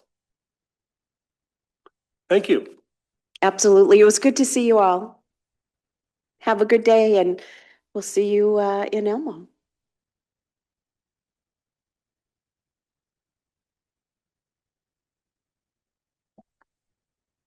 Lynn, you said you had a quick issue. Thank you, Mr. Chairman. Just real quick. Yesterday I had a brief discussion with council about the Charlotte water system. And I had a tribal member did reach out to me. She's in a situation right now where she is currently on a payment plan with tribal lands on a monthly payment for her water services. And due to her circumstances and situation that she's in, she was asking if we can waive the August payment for her so she is able to receive her entire August per capita. Just based on the circumstances and situation that she's in, and she's trying to get into recovery and things like that. I would really like to help her out the best we can. So I would make the motion that we waive the August water payment for the tribal member so she's able to gain her entire per capita. I'm wondering what effect that will have before we actually do it. We probably better find out if that'll put her in some sort of hot water with the Charlotte Water District. Well, here's how it works right now. So tribal lands keeps that current. They pay that. And so the home site lessees pay tribal lands. So right now, tribal land is withholding the per capita. Well, not the entire per capita, just a portion of it. Right. Daniel. Well, and I guess my one question is with Tawahi and wraparound services, it sounds like her circumstance might fit some of that program. I just don't know. I'm thinking that program might be able to cover it and get her the wraparound services she may need when she comes home to offer those bridge type fundings in case she's running into anything else, then she's got direct support. I understand she has a need and I think we all want to help her, but I might suggest talking to Selena first, and then if that doesn't work, then come here. But that's just my feelings. I don't know how the rest of the council feels. Carol, go ahead. I was curious if this has already went through a court situation, just because they're taking her per capita. Yeah, I did ask that and it did not. Okay. I don't know how much it'll open the door. That's what I'm worried about. Other people come in and say, well, I don't want to pay the rent this month because I need my full per capita for my kids. I mean, I understand all of that, but I'm like, Danny, if we can figure out a different way to do it, Lynn, I'd like to see that. Mr. Chairman, so we're talking about 5 home site lessees in Charlotte, okay? They all make that monthly payment for their water services. Water that they cannot drink, water that they cannot wash their clothes with. That's how bad the water is over there. Okay. And if all of them tribal members were to come in and ask for a waiver, I would support it until we were able to address the whole issue. But right now, as I requested yesterday, and it appeared that everybody agreed, it was just a simple request that she obtain her entire per capita, which is $225 is what she was scheduled to pay. I didn't see a problem with that. I mean, this is just helping her out the best we can while she's in recovery. But I understand if you guys, but I still have a motion on the floor. Mr. Sir. I got Tom, then back to Carol. Yeah, thank you, Mr. Chair. I appreciate Danielle's comment about Tawahi, because I think it's interesting to me that it's that trying to catch things once they're exhausted, all the other tools that it's there for us, for them to figure out to help an individual like this. So I think it's worth a look see before we do anything else, to see if that can't be covered by Tawahi. That's a good suggestion. It really is. I'd still like to see a second article in the Charcusta and Tawahi, because it's a wonderful thing, and keep a lot of people in their homes and make payments for people, and et cetera, et cetera, et cetera. So that's my comment. Yeah, Carol and then Craig. Yeah, I was just hoping that Greg Spar and Lance could respond to the situation. I know Holly is familiar with the situation. We're talking about Lisa Lozo and her payback agreement. And the reason why I was asking for Greg is because if there's no effect on the per capita, changing that to make sure she gets a full one. I don't know if we approved the resolution yet or not to authorize the per capita, did we? So you guys are just wanting to waive her August payment to Lance? Okay. And one of the questions that came up, Holly, was, did this go to the courts, and that's why her per capita is being withheld? No, it was a voluntary one that she came in and did with Des a while ago, and I think she pays out 200 every per capita. She has like a delinquency. I think it's like around 1,700. Okay. I checked because she's in Charlotte, and so she gets like a $70 a month water bill, and then Lance pays it, and then we bill the lessee out there for it. But I think if council wanted to take an action before we do the per capita holds, I can get that to Des to have her pull that one. Okay, thank you. I have Greg and then Danielle. Thank you, Mr. Chairman. I guess my comments are under 2 categories, and the first one is the broader issue. This is the 4th or 5th case in just the last 2 days where we've had water and sewer issues. And one of the things that I learned in the budget committee meeting just yesterday is the fact that we have had over the past few years, we have had more funding for putting in water and sewer systems for tribal people than we had a demand for. And so as a result, there was kind of a carryover. Now, in recent years, the demand has gone up, and not only has that carryover been burned, but we are now going into a deficit situation. The other thought that occurred to me is how many people, myself included, are relying on a water and sewer system that is decades old.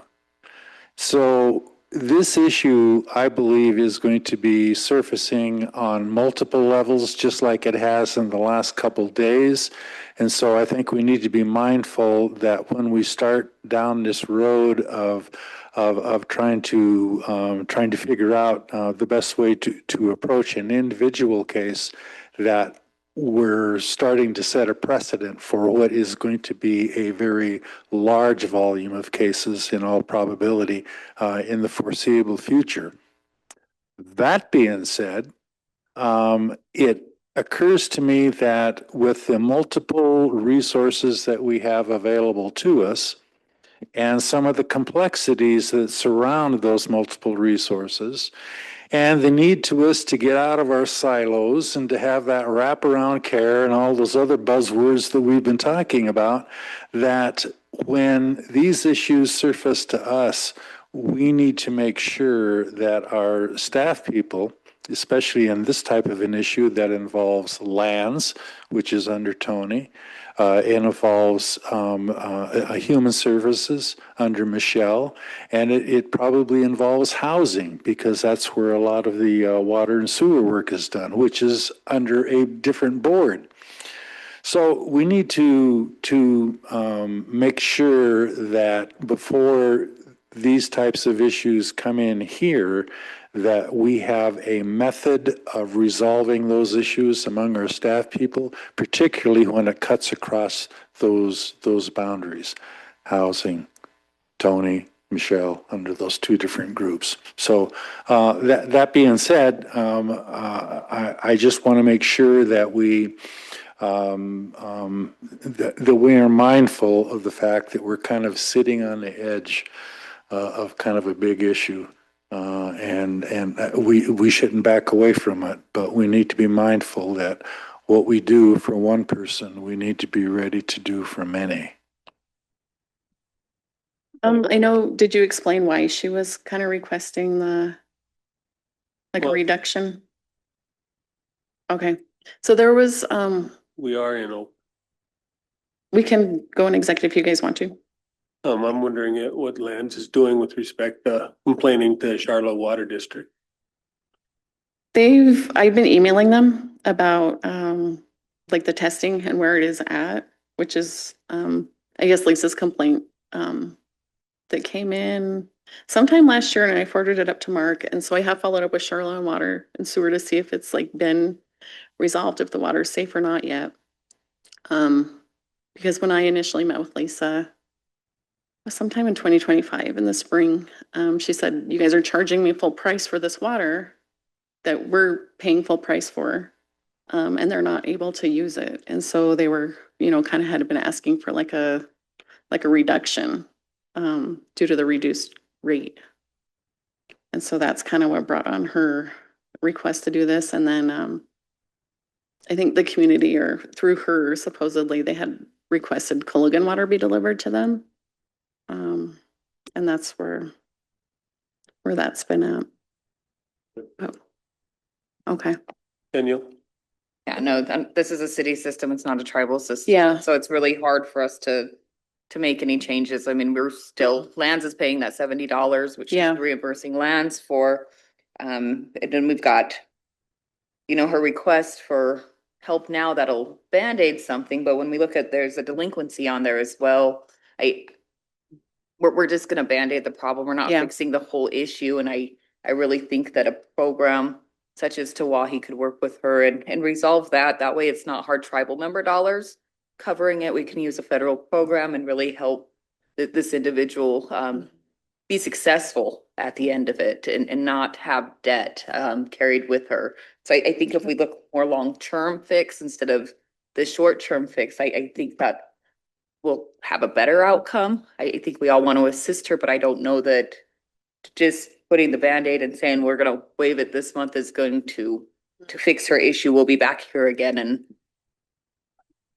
December or, you know, so I think that we should, if we have the opportunity, fix the whole problem. Carol, While on this request will make her eligible, I believe, for Tawahi.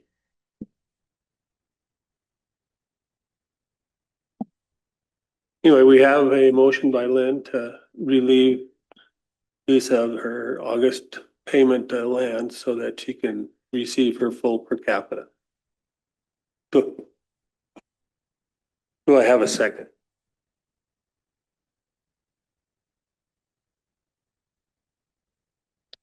Greg?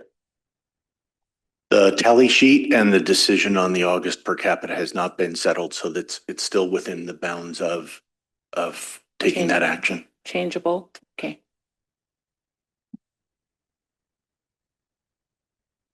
Looking for a second to the motion by Glenn. Second by Bing. All in favor?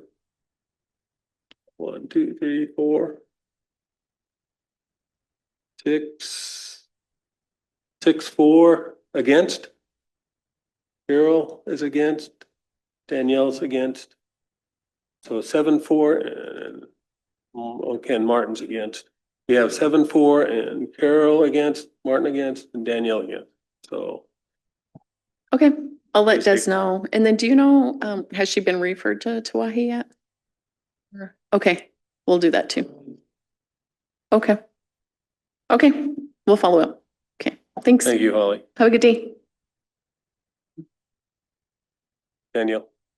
Just for the record, I believe there's other funding sources available to cover this request. I'm not saying no to deny assistance to any of our members. I just think there was a different route we could have gone. Great. Yeah, along those same lines, the effect of the motion does not eliminate the source of the funds that would be used. And what I would ask is that we get tribal lands, whoever from human services and housing together to take a look at this and to provide the council with some recommendations about how to deal with not just this one case, but in very similar types of cases that cut across the board. What is the best appropriate or the most appropriate source of funds to use? So I don't believe that was in the motion, but is the effect of that. Thank you, Greg. Lynn, go ahead. Thank you, Mr. Chairman. Just one last issue. So yesterday I had another request for a change of duty for tribal health employee Twyla Irvin to work at the Elmo Powell. So I would like to make the motion to do a change of duty for the tribal health employee with supervisor approval. A motion for a change of duty. Second by, I'll give it to James. All in favor? You're unanimous. With that, we're ready for legal. Looking for executive, Dan? Okay. I think Melissa's on and we'll invite Ruth and crew up. So. Good morning, Council. I know. Sorry. Good morning, Council. The first item we have is for open session to discuss FIP emergency hires and funding that is lacking through the self-governance compact to pay for that. I sent you an email this morning with Ruth's detail about all of the funds that have been expended over the last 4 years now. And FIP is in a situation where they're already $98,000 in the hole. We have had contact with the BIA headquarters office as well as the regional office, and Dan and I had a call with the acting superintendent yesterday, who told us that $300,000 is with the Office of Self-Governance and ready to be sent. Hopefully that will get done this week. But in the meantime, we wanted to come to present this to council with Ruth to get authorization from council to continue to pay the emergency hires pending this reimbursement from the Office of Self-Governance. So Ruth, I'll let you add anything if you'd like. Okay, thank you, Melissa. As she stated, we got into an agreement with FIP beginning in our fiscal 2022. And the funding agreement for our Indian Affairs Self-Governance funding agreement was amended to state that we would do this special project with FIP and they would pass the funding forward. We ran for the first couple of years, fiscal 22 and 23, in that 22 column, about 91,000, and then 23, 254,000. So at that point, we ran both those years without any funding. And we then had to endeavor to keep after them to please push some funding obligation forward. They finally came through with that last year. And then we've continued to abide by their request to bring people on as tribal employees, and then we assign them to work at the project. So again, this year, Dominic Belcourt now in charge there. We got them on board again, March 30th. They, to my understanding, are all tribal members. So we absolutely do not want to disrupt the operations, but we have tried our best to impress upon them that, you know, this is hundreds of thousands of dollars and we are not in the habit of carrying, you know, federally funded programs that aren't even ours, you know, in the technical sense. But, you know, mindful of the situation and what the operation is, and I informed Greg, I said, you know, it's one thing to allow programs to just overspend. I said, but in this case, I feel it's just best that council is aware of it and that you are going to grant a spending authority up to $220,000 for this fiscal year. When we met earlier, prior to them bringing the new people on or actually returning people, we informed them that at the end of the fiscal year, we would terminate the employment. It's kind of just to keep the trigger on them to, you know, come forward with the funding as they have promised. So we will await the actual award, but ask today for your decision on granting that budget authority to them. Great. So what, excuse me, specifically, what budget authority is being granted? Is it to obligate funds out of the compact that we know are not going to be there? Or is it to obligate tribal funds to supplement the compact? What funds would we be authorizing? What you are authorizing is for the spending to occur, and all expense is on the tribe until it's reimbursed. So if there's no funding obligated to reimburse, then the tribe is simply holding that expense until it's reimbursed. That's why I'm asking for you to authorize it be done, you know, rather than just permit it to be running over expended.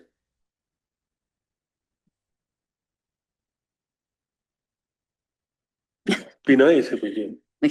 There is a thing called late payment interest. There is.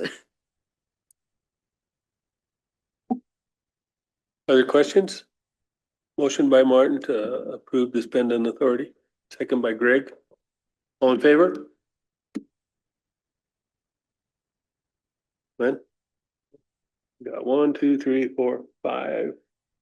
All right, Danielle. 6, 7, 8, 9. 9, 4, and Len, you're opposed. So motion carries. Great, thank you. Danielle? Hey, Ruth, sorry, one more question. When does that agreement with them end?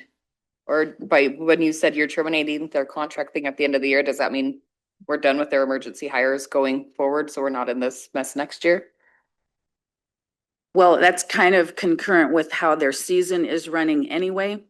So we got at least their verbal assurance that they understood that we're looking at as just a fiscal year period of obligation. And believing that they will come forward with the funding so that we're not sitting unreimbursed at the end of this year. In the true operation of what they've done, they have kept the people on. They have them worked far into the fall and even winter. And they also added, besides just the irrigation project laborers, they added, I believe, one, if not two, administrative office type positions. So we got into this because they were finding it difficult to hire from within their federal system. And we came up with this method to hire them as our tribal emergency hire employees. So as long as they could pass the driving background and were suitable and available for the employment, they were willing to work with us like that. So.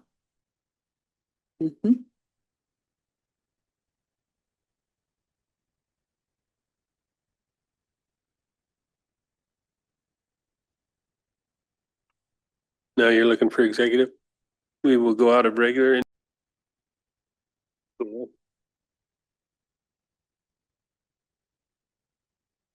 Good afternoon, everyone. I'm not sure Carrie had posted that she couldn't hear us, so I'm not sure if she can hear now. And I think John Harrison was trying to join as well. So we're here to discuss the annual regulations. Following in the tribal administrative procedures ordinance, how this generally goes every year is our technical staff work and propose regulation changes.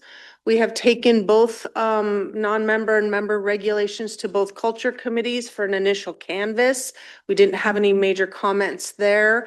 We'll follow up with them again during our comment period. We then bring the regulations to you as the tribal council, both the non-member and member regulations.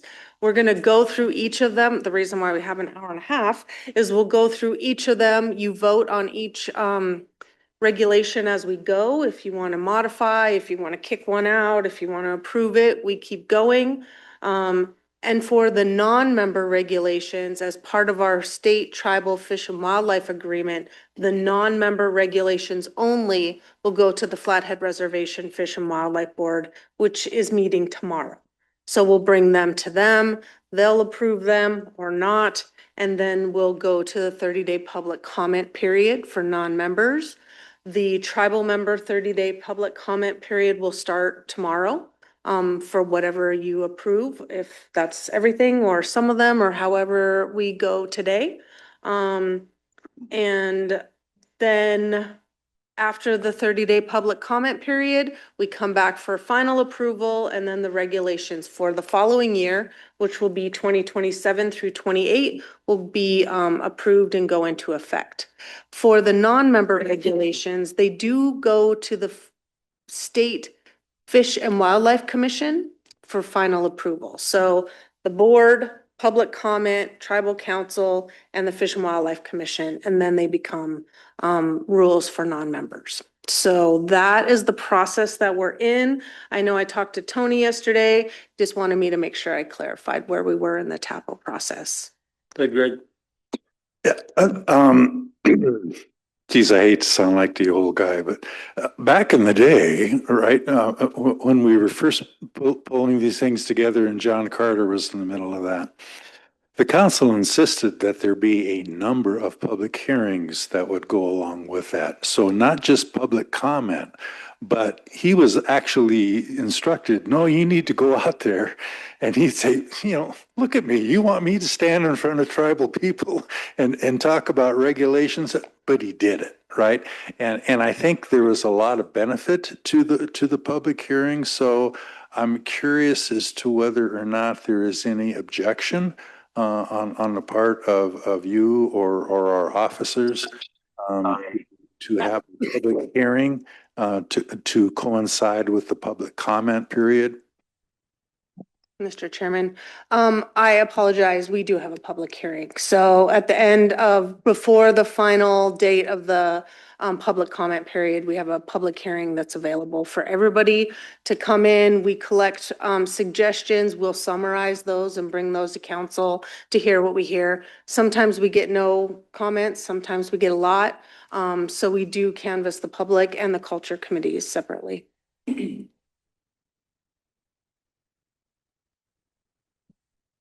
Okay. Oh, somebody else? Yeah. Oh, go ahead.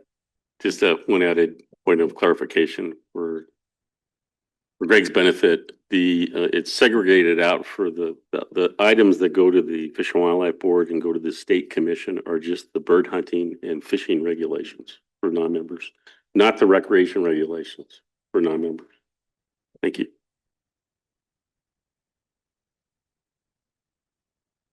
Oh, and then we're following the approved TAPO. So that is in the ordinance and we follow that. And that is how we come up with this process so that we're not challenged in court or some other way, so that we're following that approval process. So I think we're going to start with the non-members because that's what we have on your screen. We're going to go through those and some of them were clarifications from staff, things that had been kind of sitting out there that needed some additional clarification that weren't necessarily a format change or some kind of cleanup. There was an intent or some sort of regulation change that required that we come here and go to the public comment. One other clarification was that as we've been working through violations over the last couple of years, it became apparent that some of the communication between wardens in the field and the tribal court needed to have some clarifications in the regulations. So the violations or things like that could be directly put into the program that the tribal court uses, the software, so that that communication works. So if you see, we'll talk through them. Everything in red is a justification for the changes. And in some of those, you'll see that it says it was for communication with tribal court. I'm going to let Sadie read through these. We'll read it. We can have discussion and then vote on it. And then we'll move on to the next one.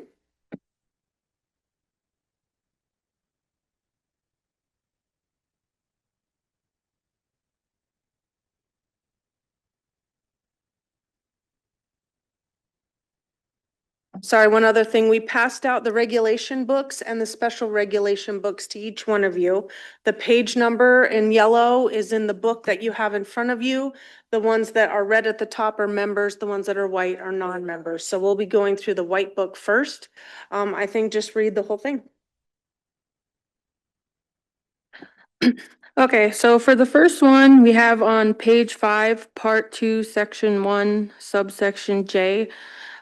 We will be striking out to leave or dump any dead animal, fish, fishing trails, garbage, or litter in or on any property where public recreation is permitted. And we will be adding to dispose of fish or fish remains that creates a public nuisance. If offshore deep water disposal in the source water is not possible, then it is recommended that fish remains be bagged and disposed of in an appropriate trash receptacle. In backcountry lake settings, dispose of fish remains in deep water, out of sight if possible. So the reason that fisheries felt that this was important to change is because there's different rules for each section. So this was more of a general guideline for how to dispose of fish because there was anglers that were making problems for others while they were out fishing. So they're not leaving their fish waste behind.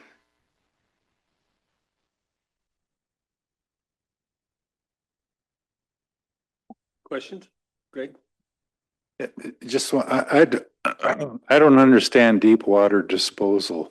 How does that work? I mean, it floats, right? So. They do sink down. I mean, sometimes there is issues. There are times when sometimes fish come up on shore, but for the most part, you're leaving the biomass there. The fish can triple out, other fish will eat it rather than taking all that stuff back to shore. And of course, I lean on Tom if he has any other justification for that.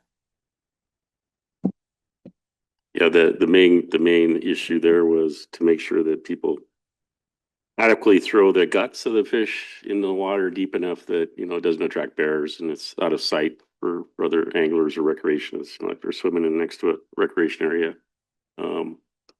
That's pretty much it. Yeah, a full fish will tend to come to the surface, but hopefully if that's the case, then they're getting cited for waste of a fish. But yeah, it's usually just the fish entrails, head, guts. They sink. You want action on each one of these? Any problems with this?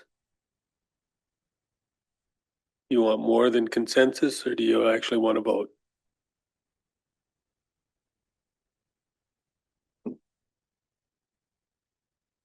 I guess you could do consensus and then we vote at the end. I think there needs to be an official vote at some point in the process. So we could go through consensus and then at the end, based on recommendations. So is there any objection to this change? Next. Okay, the next one is on the same page, which is page 5, section 2A. So daily creel limit bull trout is closed to fishing. It is unlawful to intentionally fish for or possess a bull trout. Bull trout may not be taken from any reservation waters. Please review identification tips and booklet. So for this section, we are adding the words intentionally fish for or, just to clarify so people aren't targeting the bullfish because it's been witnessed by some of the staff.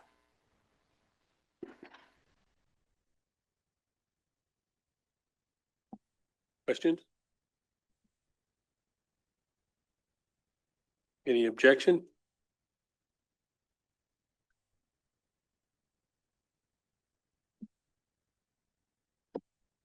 Okay, for our next one, it is on page 6, section 3. Exceptions to the standard fishing and possession limits.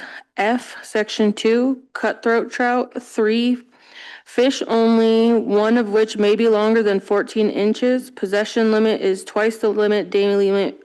Possession limit is twice the daily limit, but the fish may not be removed. So that is the line we'll be taking out of this one. Possession limit is twice the daily limit. And we will be changing that more of a format change so that the language flows a little bit better to cutthroat trout, fish only, one of which may be longer than 14 inches. Fish may not be removed, packed out of from roadless areas. Example, Three Lakes Peak or Mission Mountains Tribal Wilderness. So this was to address heavy fishing in some of the mountain lakes where people were just taking large amount of fish in remote areas.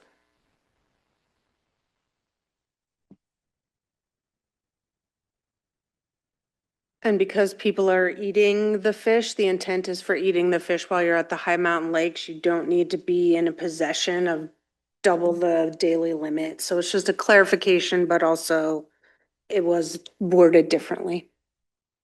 Greg, go ahead. So if somebody is in possession in between mountain lakes, right? Say, oh, but I'm going to eat these at my next camp, right? And they're carrying 30 fish, or you know, some such thing, right? I mean, it's yeah. But they say they're going. I'm transporting this. I'm going to eat them. I'm not transporting them out. Doesn't that become an enforcement issue or some confusion around that?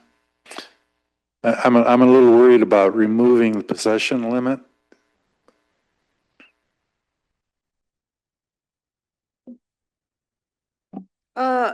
Craig couldn't get on. I think that they're replacing his computer today. And so if you have a cutthroat trout and you're moving between lakes, you've got that day maybe for your 3 fish. I don't know how long you can keep that in between hiking between different lakes.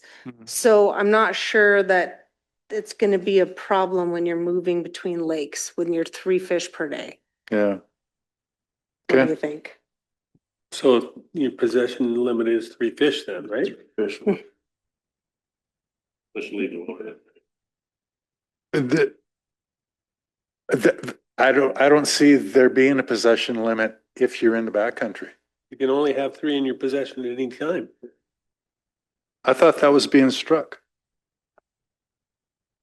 The possession limit is twice the daily limit is what we're removing. So, if you look at the updated language to flow, it says cutthroat trout, 3 fish, only one of which may be longer than 14 inches. So the possession limit is still I see. there. Okay. You were gonna say something? Well, just a little background on this one. This one was what started was we referred to it as the Amish rule. So what they would do, and particularly go up Bishop Falls and hit the lake up there, and they would catch the limit every time they went, and they go back, take the fish out, and then run back up to it again. They essentially were fishing out the lake, and so it's been a progression because they don't have that thought process or belief of that kind of sustainability. It's everything's there for their taking, and there shouldn't be any limit at all. So let them have their way. That every lake in the missions would be fished out.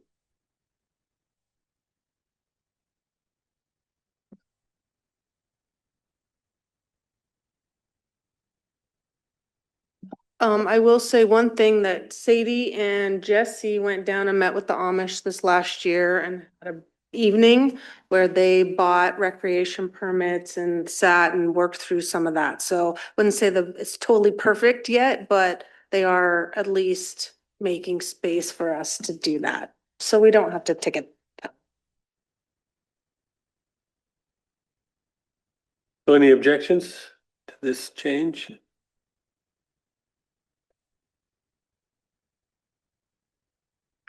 We're good.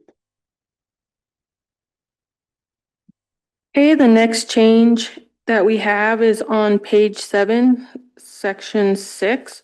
So it will become the new 6. It is Mission Reservoir, Mission Creek upstream from Mission Reservoir to the falls at the trailhead is closed to fishing or taking fish the entire year.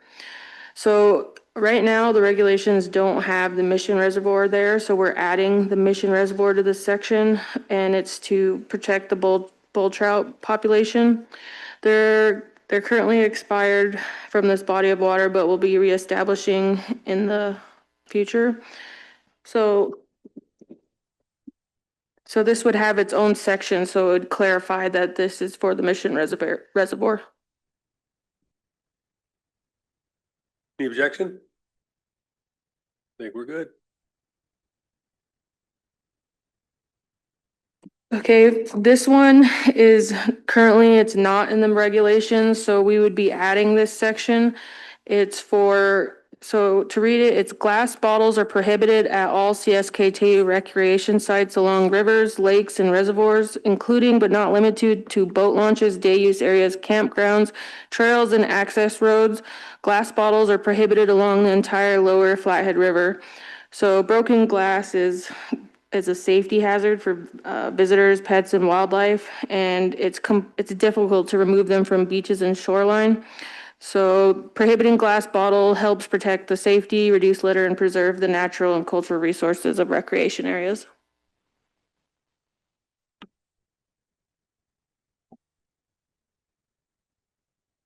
No objection? Plastic too. Microplastic. Plastic bottle.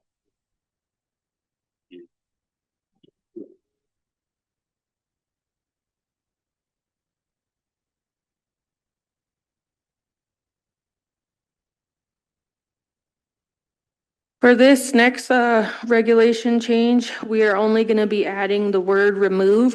So the way that this is written is currently in the member regulations, so we're adding it to the non-member regulations.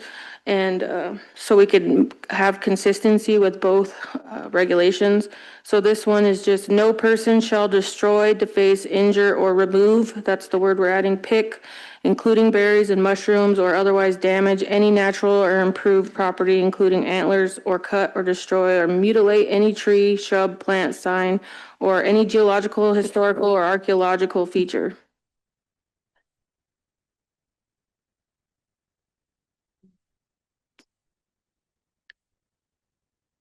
Any objection? I think we're good. Okay, so this next section that we have is gonna be in addition to the book. We currently do not have any language on this. So it is page 10, we will be adding this, and it would be section Z if approved. So it's metal detecting and archaeological resource protection. So 1, the use or possession of metal detectors, magnometers, or any similar device for the purpose of locating, searching for, or removing buried or submerged objects is prohibited on all tribal lands within the exterior boundaries of the Flathead Indian Reservation, including recreation sites, campgrounds, day use areas, trails, shorelines, riverbeds, and all undeveloped tribal lands. Section 2 of this metal detecting would be metal detecting or similar activities may only be conducted when authorized in writing by the Confederated Salish and Kootenai tribes. Law enforcement investigation is excluded from this restriction. The section 3 is, it is unlawful to excavate, remove, damage, alter, deface, possess, transport, or otherwise disturb any archaeological, cultural, or historical resource or any site of cultural or spiritual significance located on tribal lands. 4, it is unlawful to disturb or remove topsoil or subsoil, non-fossilized or fossilized paleontological specimens, artifacts or cultural materials, or any part thereof. This section is consistent with applicable federal laws, including but not limited to the Archaeological Resources Protection Act, the Antiquities Act of 1906, the Native American Graves Protection, and the Reparation Act, NAGPRA, and 36 CFR 261.9. So, okay. This is about the metal detecting and removal from the perma area and the camp, the Chinese railroad camp. We also talked with our partners at Fish, Wildlife and Parks, and I forgot it on the printer when I walked away, but there is an ARM rule for the state as well. They do not allow metal detecting on state recreation sites either. Initially, when I had proposed it to the culture committees, I had some caveats, but talking with law enforcement and regulators, anybody out there with a metal detector, whether they're looking for really old items or very current items, it gets really confusing and sticky as who's doing the right thing. This wouldn't include the city park in Polson. You're looking for your ring, you're looking for some money, whatever. In Polson at the park, that's different than any tribal land. So I know this is a new one, and if Dan wants to add anything about what happened down there, but we're definitely open to some discussion on this. Tom, go ahead. Thank you. Does this include the lake bed of Flathead Lake? Below the high water mark? Yeah. That's where most people I see use metal detectors looking for rings and things outside of the parks where they swim. I've known a couple of people lost wedding rings. So they're out there when it's 10 feet down and they're trying to find it. So this will prohibit that. Unless we said excluding Flathead Lake, unless I would only say Flathead Lake, because then you'll have people at Mission Reservoir or other places digging a bunch of I'm fine with holes. it. I don't care. They'll never find it anyway. One thing we never had any success. The only time I use a metal detector is finding property pins. So I don't know if there would be an exclusion for a surveyor using it or finding corner pins. Because I could see that on tribal land adjacent to private land.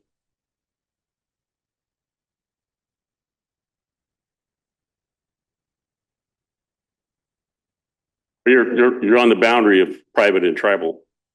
You're trying to find a pin. Yeah.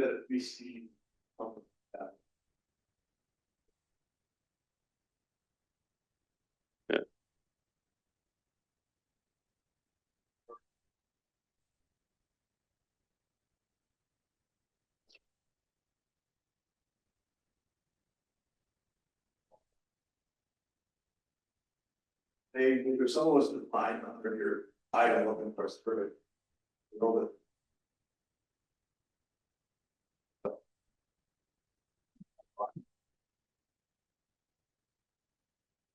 This is just excluding tribal lands and any.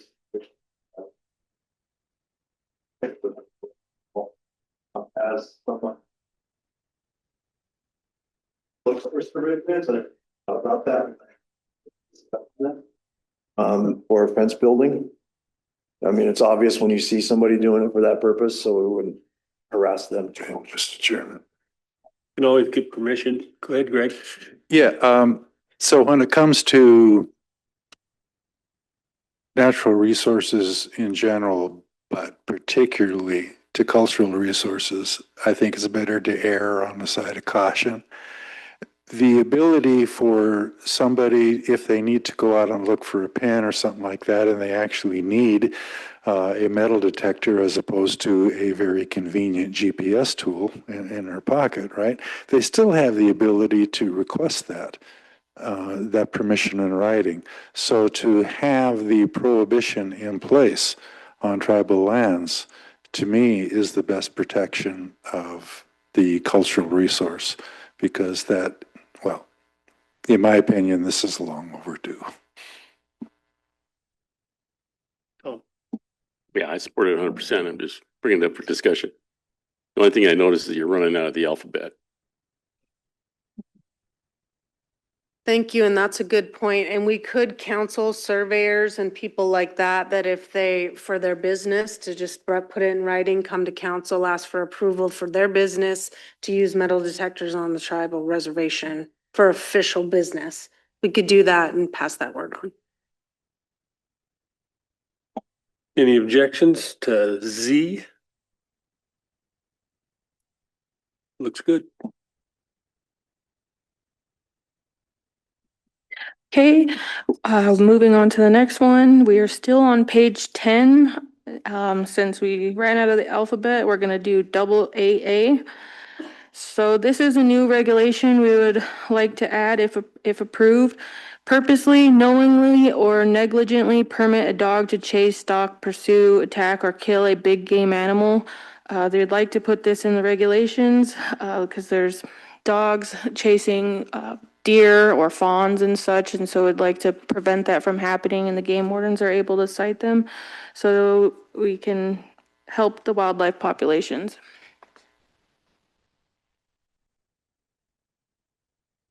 Sorry, it's another classic example. Back in the day when we used to have a camp up at Lost Sheep Lake, and Lee Bell was our outfitter, and I was a wrangler for him and a youth counselor. He had a little rat terrier that when the grizzly bears came into the camp, we sicked that dog on that bear. And that was our deterrent. We said we didn't have bear spray. We didn't want to kill the bear or anything. And so it was actually a dog intended to harass and shoo a bear away. Not to say that too many people have that as a tool, but that's an exception that I would think would be okay. But I'm not sure. But that's a lot of people do that. There's bear dogs.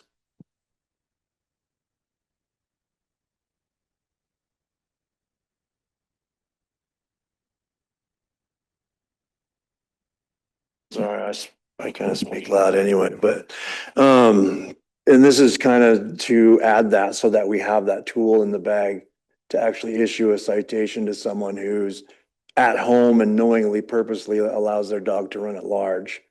We have nothing, on that, and Law and Order has a vicious dog ordinance, but that doesn't mention wild game. It just, that's for people and kids and stuff. So we wanted to add this to ours so that we could get the people that are purposely allowing their dogs to run out and kill fawns and drag them back to the house and eat them and things like that. That's not what we want. I'm curious as to why we make the distinction between an animal and big game animal.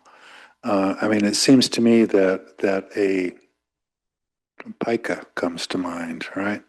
Endangered species, or at least it used to be. And if you had just a rat terrier that is going out there supposedly for bear protection or whatever, you're going to get a little animal as well. So why do we discriminate, if you will, between a big animal and a little animal?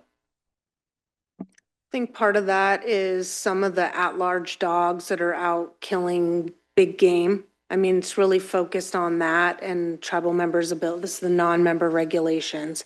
I'm gonna ask Carrie maybe to make a comment, because I do remember we actually had a discussion about this, that when people are having depredation issues, one of the things we say is you can have your dogs bark at them and use your dogs to chase them away. So there's a distinction between big game coming in and eating all your crops and maybe getting your dog to go out and bark at them versus the people that just have dogs running loose. They own them, they feed them, but they also just let them go out and kill deer.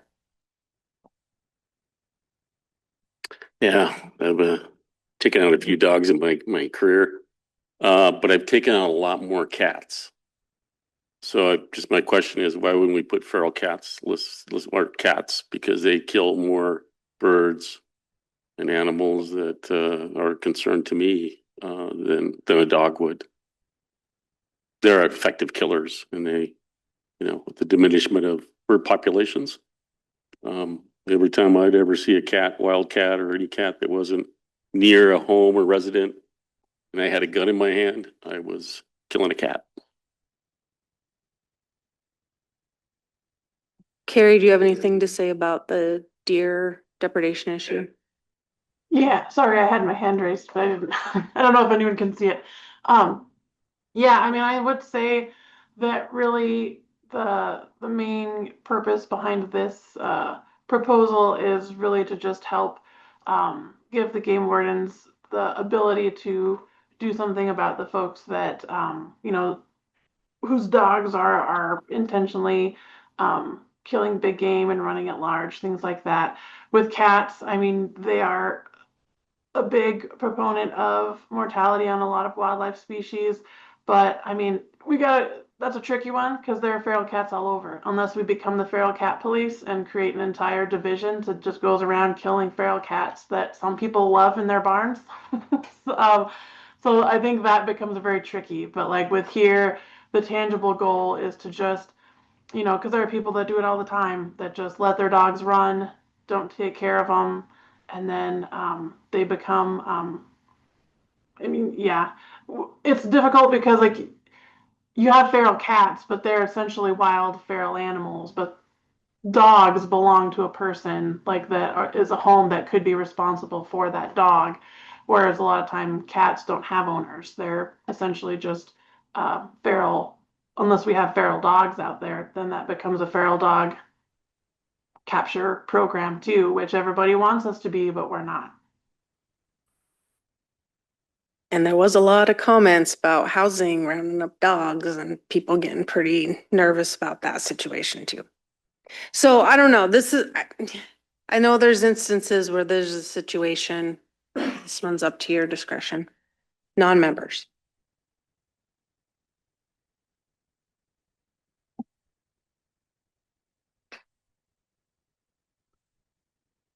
Other thoughts here? Any objections? Actually, including this specifically about dogs? I'd love to have cats. It's not a problem to have dogs. Not a problem to have what's here. No, not at all. So best thing would be to have cats too.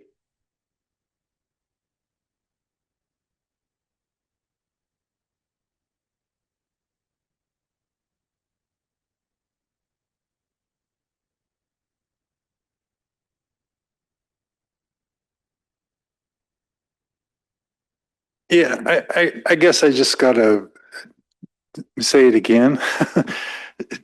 I mean, to me, a small animal is every bit as important as a big game animal.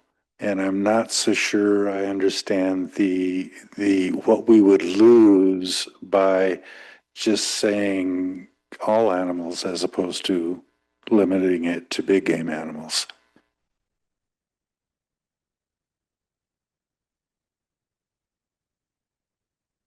You know, as long as you're out there to shoot them, Tom, it won't be a Go down a rabbit hole, because then if you get the cats and then they're eating the birds and you change it to all animals, the cats can't eat the bird and then circle of life can't even happen. But I'm good. Let's just not let the dogs chase the deer. But I mean, it gets really complicated. The cat can't eat the mouse. Like the dog, it, yeah. Sorry. I think we're going a little too deep.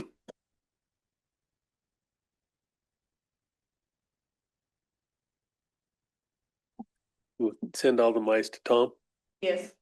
I got it. Get in trouble for eating mice though.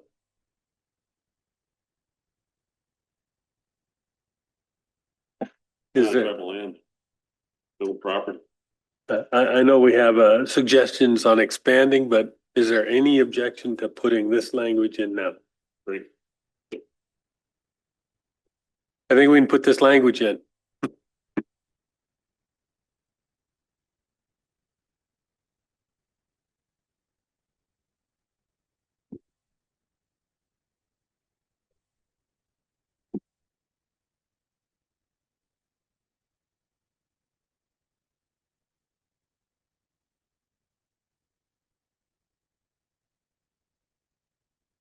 Okay, so on to the next change. It's on page 10. This would be the new addition for AB. So this one is discharge of pyrotechnics and fireworks. It is hereby declared unlawful for any individuals or corporation to discharge or cause to be discharged any pyrotechnics or fireworks on tribal-owned recreation areas. This does not include tribal home sites. The prohibition encompasses various circumstances, including but not limited to: one, within the exterior boundaries of a wilderness area, tribal forest area, tribal park, or any tribal recreation area such as campgrounds, lakes, boat launches, day use areas, etc. Two, in the vicinity of another person, group of people, or animal in a manner likely to expose them to risk of injury. So fireworks, we're just putting this out here so people aren't going out and lighting fireworks in the wilderness area because it's a wildlife risk. It disturbs wildlife and other visitors who are out there recreating and don't want to hear fireworks all night. And it causes safety hazards, and we would like to, for the tribal recreation areas, to help protect natural resources, public safety, and the peaceful enjoyment of these areas.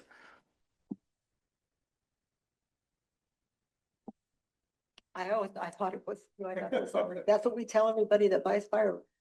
Can't do it. No objections? We're good there. Yeah, Jamie. I do have a question because it says, lakes.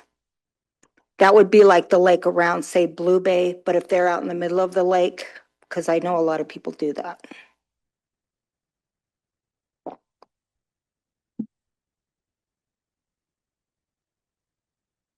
It's already illegal at Blue Bay, so we don't allow fireworks at the campground. I don't know about in the middle of the lake. I didn't know. I know people complain about firework garbage in the lake, but I don't know about, we could say excluding Flathead Lake or however we want to. Not allowed.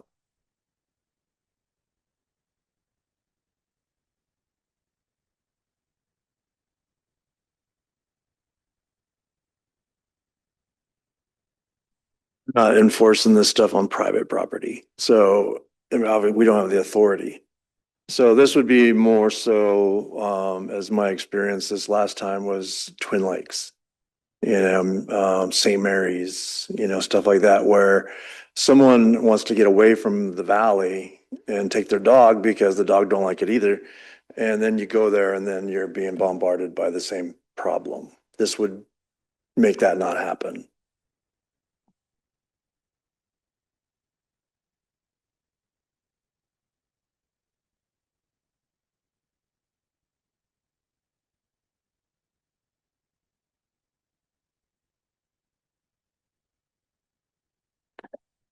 For the next one, it's on page 11. So it says page 11, section 3, camping regulations. So for B, we would be removing the word backcountry, and it would just say food storage regulations. And then instead of saying keep a camp clean, do not attract bears or other wildlife, it would be changed to do not burn waste in the fire rings or leave litter around your camp. Section 2, campers with or without, so without would be added, vehicles must secure items in food lockers, bear-resistant containers, or use hanging devices. And then in section 4, we would be removing backcountry food storage definitions to just say food storage definitions. So the intent of this proposed change is to make food storage overall, not just in backcountry.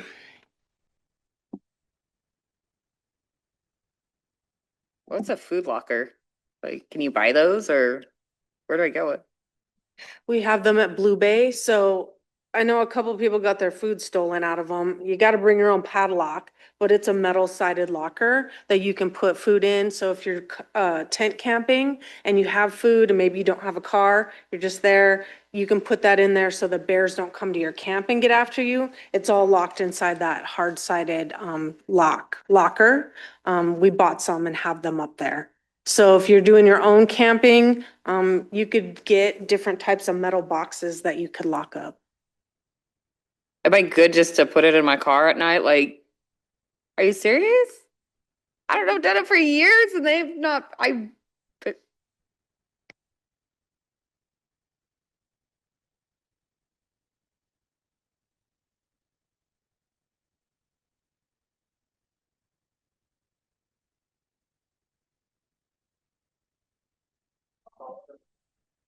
But it doesn't say you can't put it in your vehicle.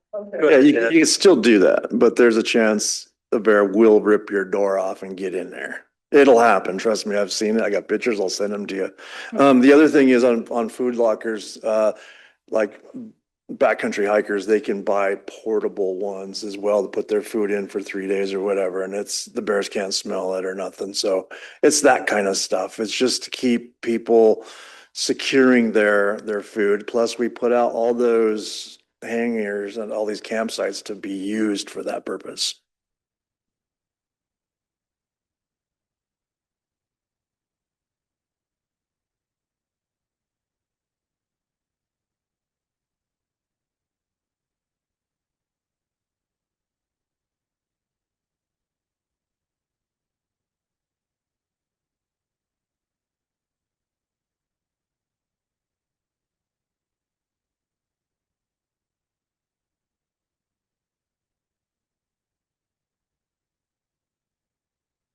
do you have food lockers for your food when you go camping? Where do you put yours at? You do? Okay. We're set up to go into the Bob. Mm. And so you need those boxes in order to do that. And so we just use them here as well. Okay.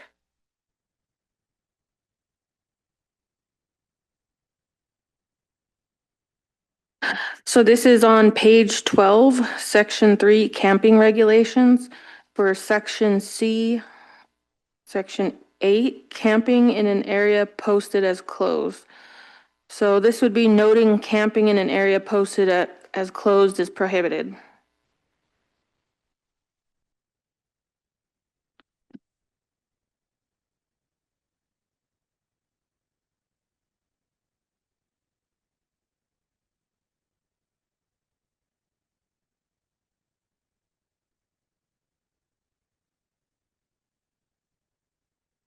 I'm just gonna mention this one that's gonna be on page 12 about picketing livestock. We're just kind of updating the language just for some contemporary uses. We talked to some stock people and there was a concern from one of the game wardens about how it was spread out.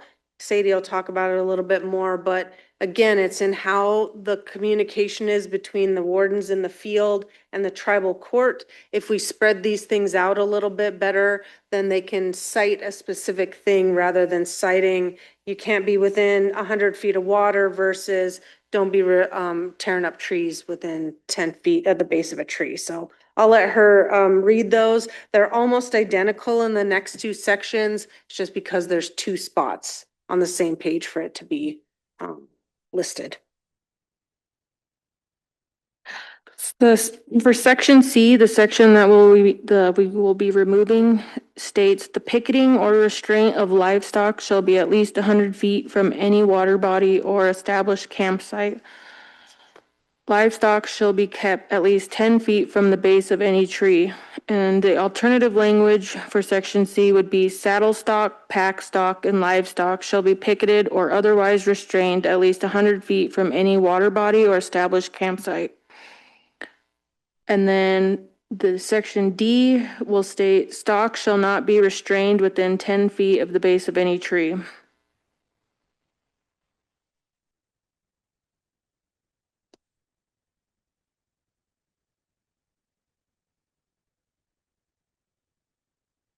Does restrain include hobbling?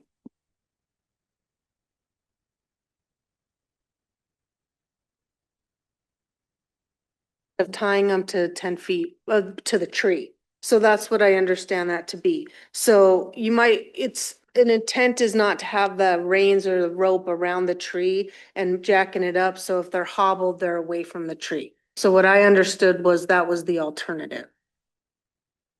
Well, in essence, you can have a horse hobbled and yeah, and the horse is going to be within 10 feet of a tree, but that's cool because he's not really restrained. He's only hobbled. Okay.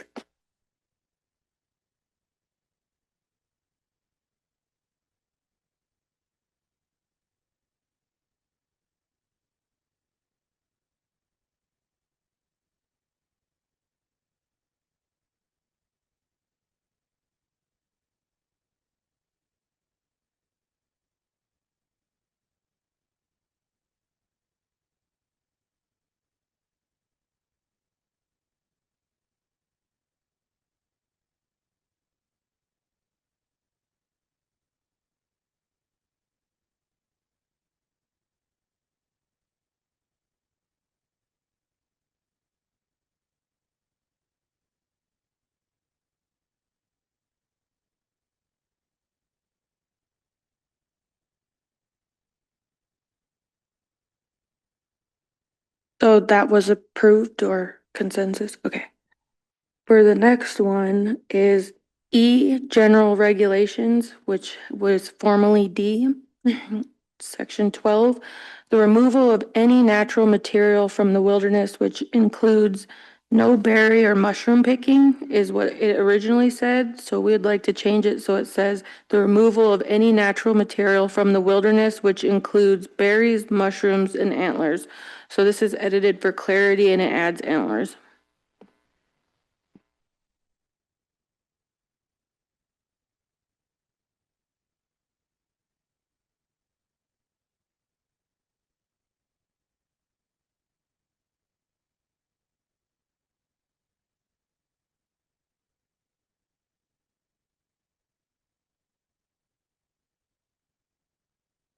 Okay, so for the next one, it's page 12 in section 5, livestock.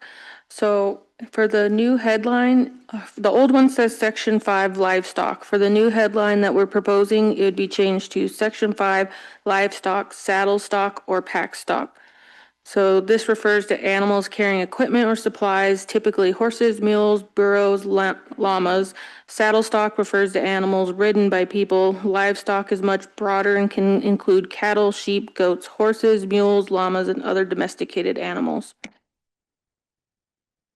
And then section A, subsection 5, the picketing. So the original one says the picketing or restraint of livestock within 100 feet of any water body or established campsite or by use of any other established corrals, or picket areas. A 30-foot picket line stretched between two trees is the recommended method of restraining livestock.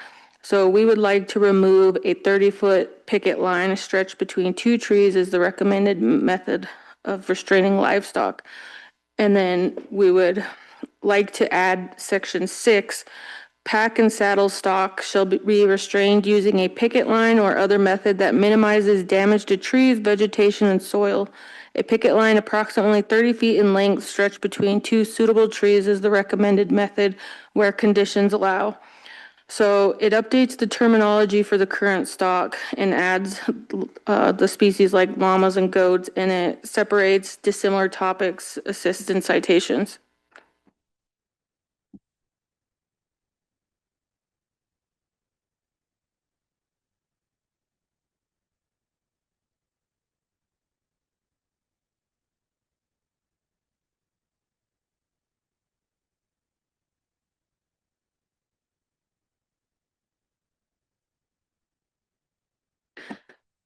Okay, for page 13, section 6, off-road motorized vehicle use, motorcycles, ATVs, snowmobiles, and electric bicycles. The original language for section A says operating motorized vehicles off of authorized roadways is prohibited. For this purpose, an authorized roadway is defined as a route specifically built as an authorized by the tribes for the purpose of motor vehicle use. And the proposed update that we'd like to change that language to is Section A, closed roads. Operating a motorized vehicle on any roadway that has been closed by the tribes, including by sign, gate, berm, trench, barricade, or other closure device is prohibited. And under that, subsection B would be off-road travel. Operating a motorized vehicle anywhere other than on an authorized roadway is prohibited. An authorized roadway is a road or trail designated by the tribes for motor vehicle use. So it's for clarity of road status for enforcement.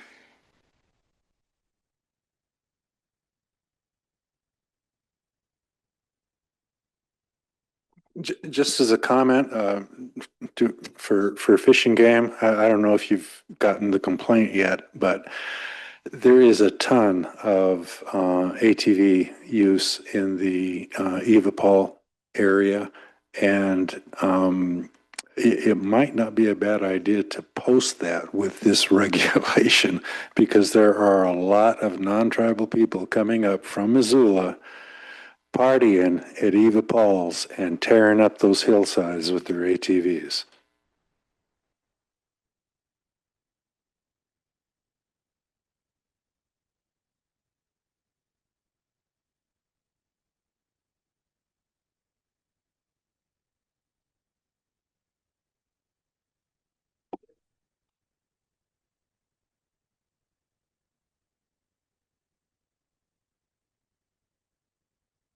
Going back to the animals, is there, I do a lot of work with like invasive species, and I know that most horses are pretty clean, but you never know about maybe their feed, or if they're bringing that up into the mountains, that be uh I don't know how you would put it in there, like maybe check for invasive species, cleaning. I don't know, just some way to make it kind of a blanket statement without being too strict. Maybe just the awareness is what they need. But definitely that's something that keeping weeds out of the mountains is ideal. I think that's a good point. And right above the picketing and the regulations, it says the use of feed other than prepared horse pellets, grains, or certified weed seed free hay and leaving unused feed. We also have it was called America the Beautiful grant. It's like a $5 million grant we have with forestry. And the part that was on our division was to do invasive species signage at all the trailheads and the missions. So we'll have little boot scrapers at each trailhead for people with weed seeds on their shoes. And we can add something about being mindful of pack animals and seeds. So we can add that.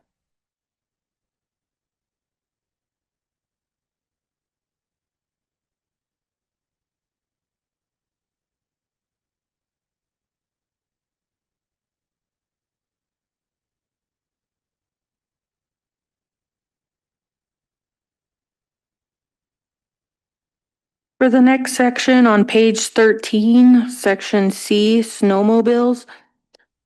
The use of snowmobiles or track vehicles is what we would like to add into this section. in any other areas than Flathead Lake, McDonald Lake, Rainbow Dog Lake, St. Mary's Lake, Mission Reservoir, Kicking Horse Reservoir, and range units south of Mulman Pass Trail Road in the areas commonly referred to as the Boulder Creek Drainage and the Corona Ski Area. The subsection A that we'd like to add under section 1, so it'd be section 1, subsection A. Tracked vehicle means any motorized vehicle propelled in whole or in part by one or more continuous tracks, including but not limited to snowmobiles, snow bikes, tracked ATVs, tracked UTVs, tracked utility vehicles, snowcats, and any motorized vehicle equipped with an aftermarket track conversion system. So this update is to address the broader range of track recreational vehicles that are now common rather than referring only to snowmobiles.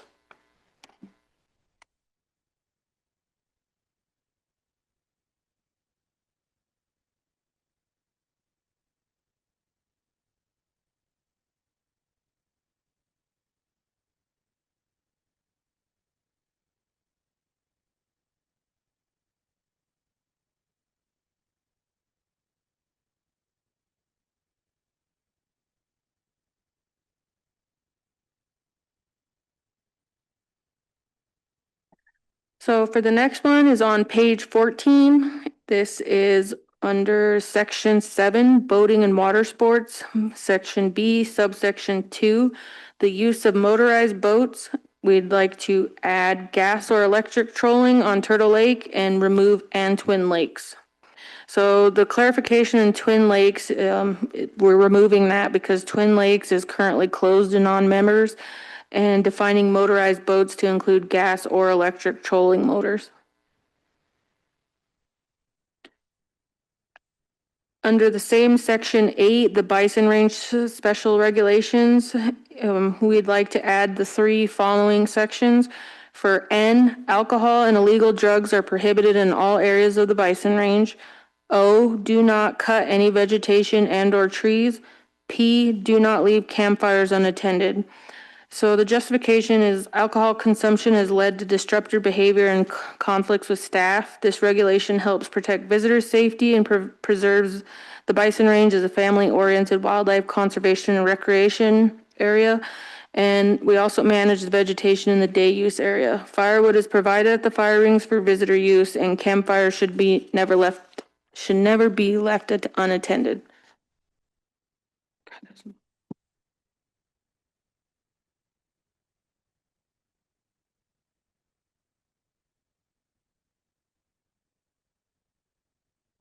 Okay, page 16, part B, hunting and trapping, A. So this currently states the entire reservation is closed to hunting or taking or attempting to hunt or take fur bearers and any other species of animals other than fish, gray Hungarian partridge, pheasants, ducks, geese, mergansers, coots, and then we would like to add Eurasian collared dove. So this isn't a regulation change. Non-members are already allowed to hunt Eurasian collared doves and pheasant, waterfowl, the special regulation booklets, but it was missed in the main non-member regulations. And then for section E, for section E, allowing a dog to chase, pursue, harass, or hunt any big game or small game animal except while lawfully engaged in waterfowl hunting. So this protects big game and other wildlife from harassment while allowing the use of dogs for lawful waterfowl hunting.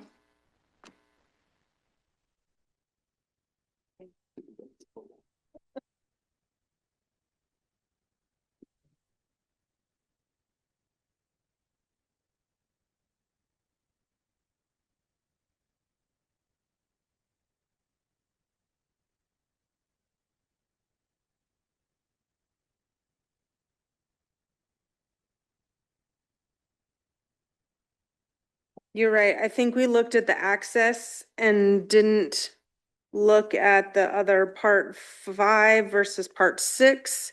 And I think that we just like thought of it down here after D. So you're right. This should be D, not E, because it goes here.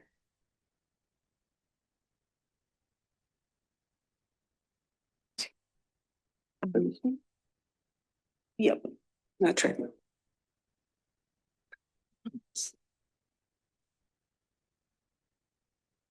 That is the most common mistake that people make on the trailhead.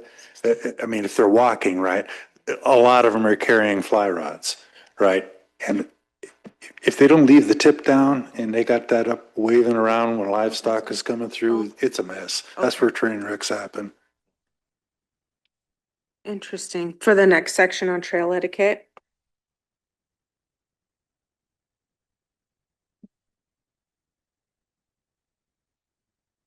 Yeah, go ahead. Okay, for page 16, general information, trail etiquette, we'd like to add the following language. Hikers should yield the trail to pack and saddle stock. When practical and safe, move to the downhill side of the trail and remain still until the stock has passed. Cyclists shall yield to hikers and pack and saddle stock.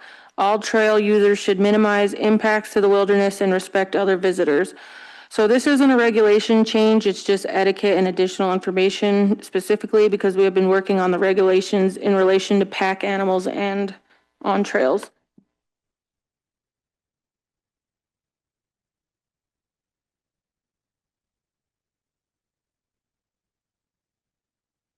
That concludes the non-member regulation proposals. I'd entertain a motion to accept all the changes that we've just gone through. Motion by, Tom? Just, you might want to do the edits on the name change for Dixon.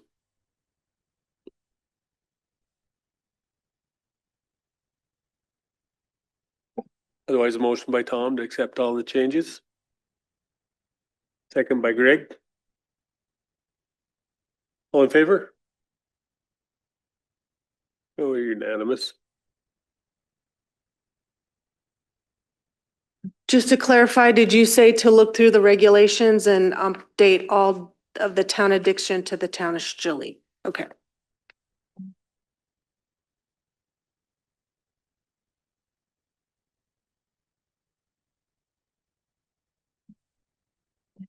We are going to be going through a major regulation formatting update, so we're working with our graphic designer right now. The one we've been editing is quite a few years old, so we will get that in there.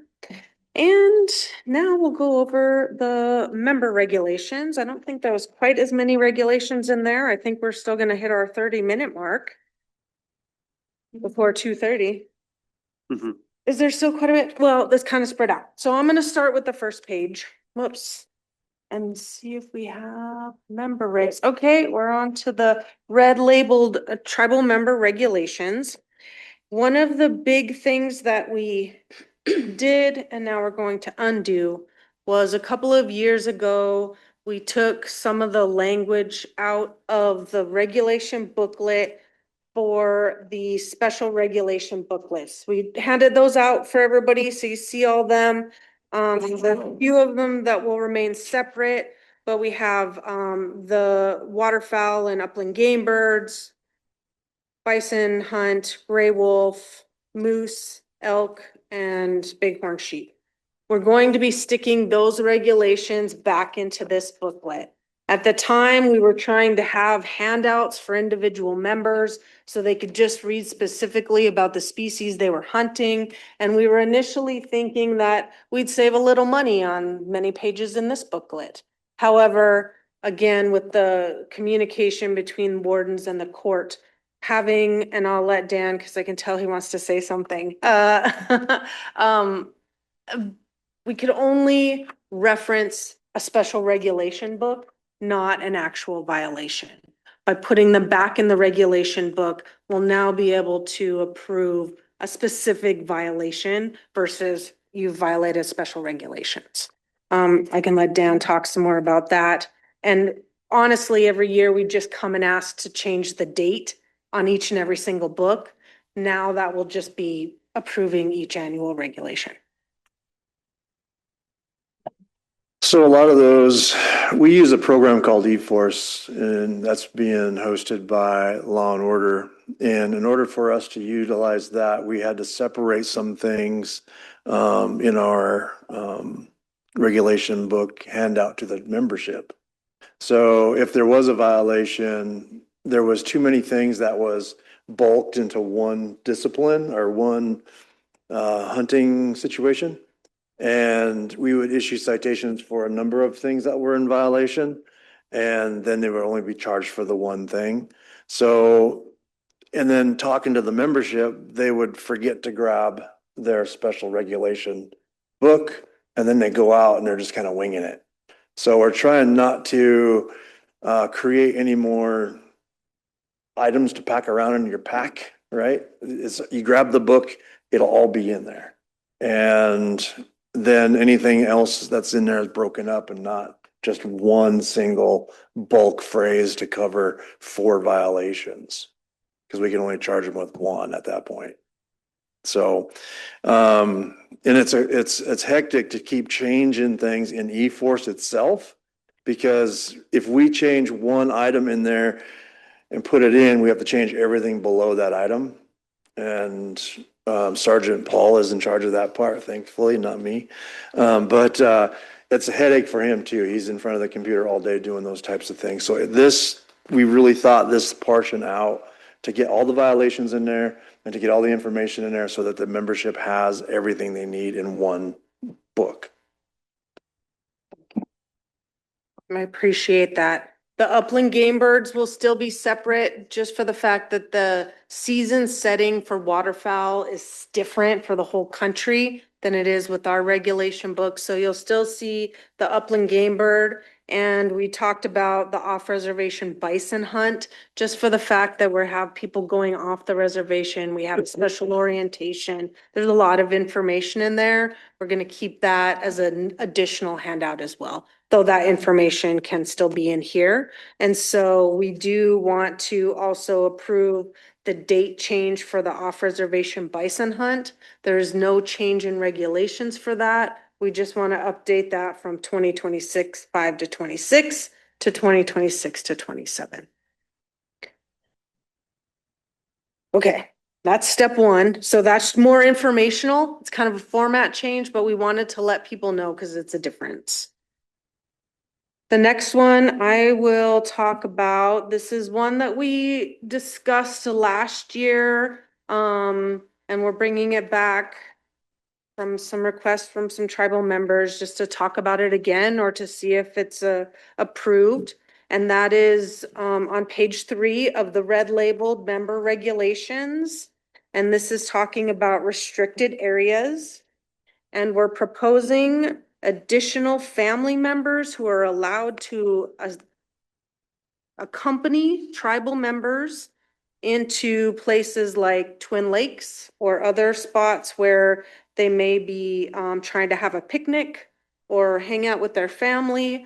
Currently, the regulations state that the following areas are closed to entry to non-members of the tribe, except that a non-member spouse, non-member children of a member of the tribes. Additional information would be, as well as non-member immediate family members such as parents, grandparents, aunts, uncles, brother, sister, niece, and nephew may accompany the member for purposes other than hunting and fishing, provided such non-members of age possess a valid recreation permit. Last year, both culture committees weren't super in support of it. This year, the SQCC was not opposed to this one. There were a couple of people at the KCC that weren't in favor of it, but we didn't hear overall them make a specific recommendation. We will go back to them again and talk to them, but the request is to add more immediate family members. I will see one thing about Twin Lakes. We did a lot of recreation updates there. We added vault toilets, we got grants, we fixed it up, and now we have very few people recreating at that site. So this would allow people with their parents and grandparents to attend as well. How about grandchildren? How about grandchildren?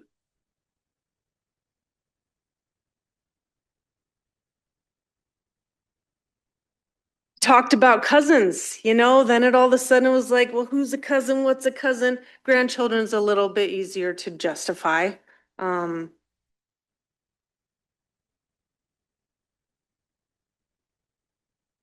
would.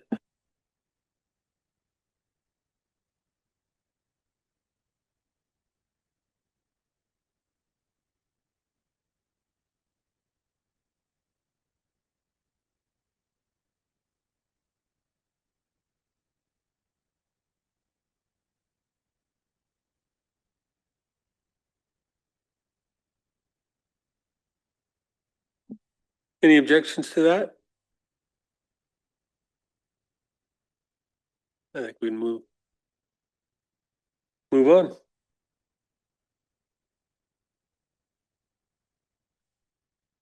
Okay, for the next one, it's on page 4, restricted areas.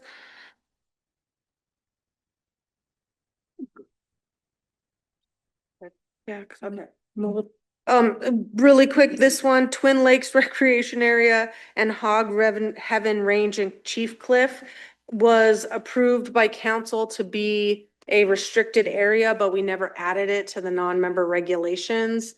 Not necessarily a regulation change, but I didn't want somebody to get cited here for something and us not to have gone through TAPO and it be somehow challenged. So we're just asking to add those restricted areas into our regulation book. Go ahead, Danielle. Ours might be the same, but I was thinking the painted rocks down there, perma. I know that we've been wanting to close those off, and it's been in front of the culture committee several times. I think there was, agreement here to do that. We were just working on fencing and different things with lands to finish that up. There might have been a roads issue too, but, we'd like that closed. I don't know if it's time to add that yet or not. Mr. Chairman, we hadn't heard any official word about that, so we're not enforcing it as such. I believe the last discussion was still talking about whether it was closed area or just a closed road, and that there's some access needed by other folks into the area, and that certain of it needs to be recognized as accessible from the river. So I think there's some questions yet on that. Yeah, there was a discussion at the elders meeting, and I'm thinking it was tribal preservation that was leading the discussion, but there was a lot of discussion about how to safeguard that entire area, including closure. So I'm just not exactly sure how that was communicated or what came out at the end, but.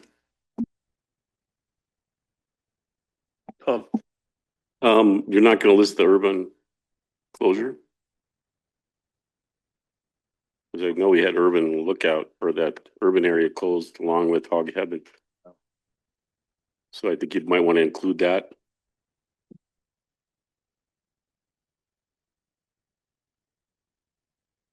In urban.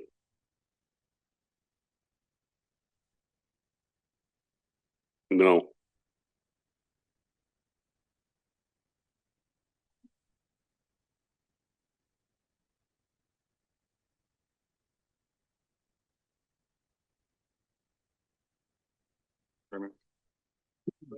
And Whisper and Dan, we're also in, the roads program is also in the process of, removing these roadways from the inventory. So the ones in the urban lookout and Hog Heaven, and I believe the Lozo primitive area, there is a BIA road that goes through there that they wanted removed. So I think that's gonna be included.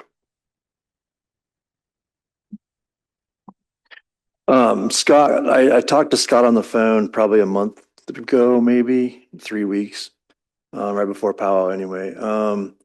He said that they were officially off. However, I requested that legal draw up a letter to the judge at Lake County. So to notify him that they've been taken off the inventory so that he can stop telling his buddies to use it. And then Scott was looking at getting signage. That's what we had the conversation about, was to get signage that he was paying for to post that area. And he was going to get Todd Espinoza and the recreation crew to help him install those things. So as soon as all that was completed, then we were going to actively enforce that. I think we probably should get something in the media. Yeah, absolutely. A story out there that, so let's the entire public know here what's closed.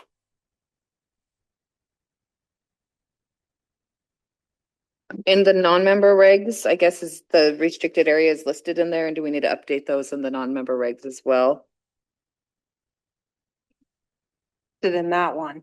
Okay, I was looking it up while I was getting prepared and I didn't. Open it, yep. Hog Heaven, Salish Range, Irvine area. Okay, yep. It says Twin Lakes, Hog Heaven and Irvine. Yep, in the non-member regs. Thank you, Tom. And that one right here is going on.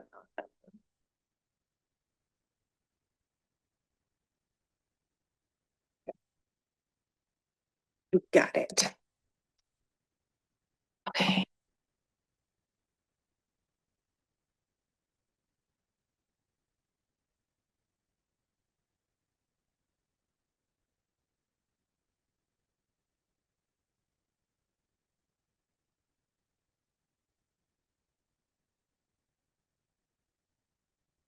Okay, on page 5, part 2, fishing regulations, members 1, reservation-wide fishing regulations. Yep. Add under part title before numbering starts. Tribal members fishing on the reservation are required to have their valid tribal identification on their person to do so.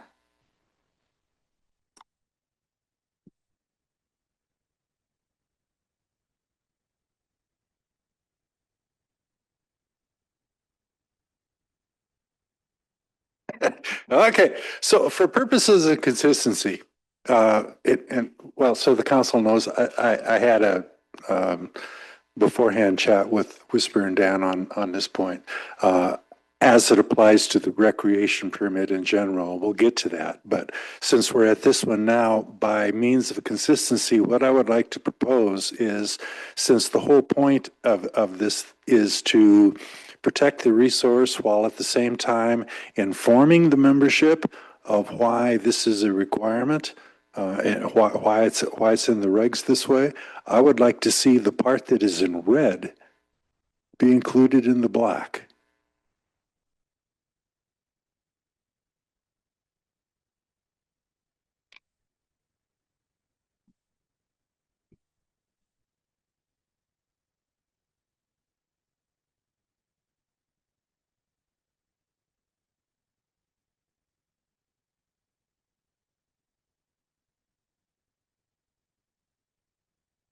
When we get to the end, we'll remember to say that modification from the proposed regulations. Yes? Oh, do we agree that that's a good idea?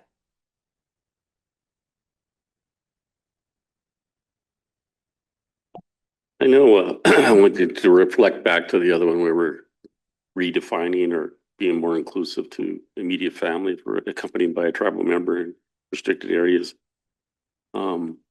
And I looked at a couple of my granddaughters who have descendant ID cards from the Blackfeet Nation.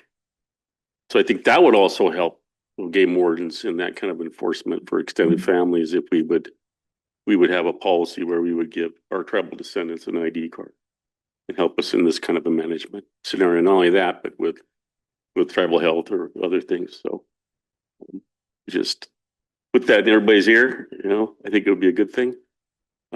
It does a lot for descendants also to show that they're recognized, at least in that a little bit of way. So thank you.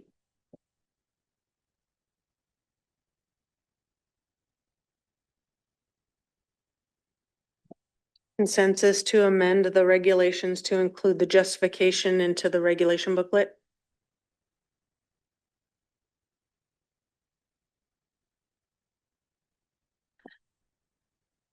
Section C, it is unlawful, subsection 3, to leave or dump any dead animal, fish, and then we'd like to add or fish in trails, garbage or litter in or on any property where public recreation is permitted. So this is for the proper disposal of fish waste, animal carcasses, and litter, protects water quality, reduces odors, discourages wildlife conflicts, and helps maintain clean, safe recreation areas for all visitors. So this desire by staff to specifically include the word fish and trails.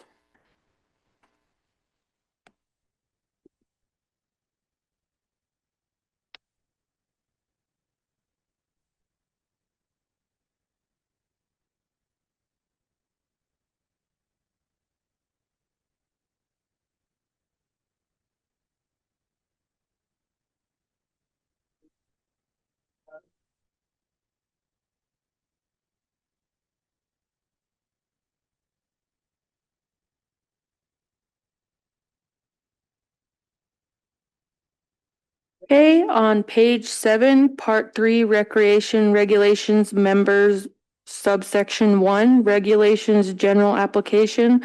So we would like to add under the part title before the numbering starts, tribal members recreating on reservations are required to have their valid tribal identification on their persons to do so.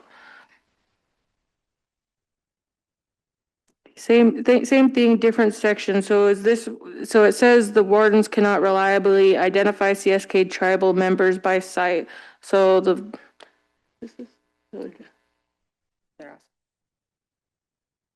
So, Mr. Chairman, on this one, I would like the red included as well, but I would like to suggest that it end promoting fair and consistent protection of tribal resources. Because that's the real point, right? It's not really the enforcement of tribal regulations, it's the protection of tribal resources. So I would like to say that.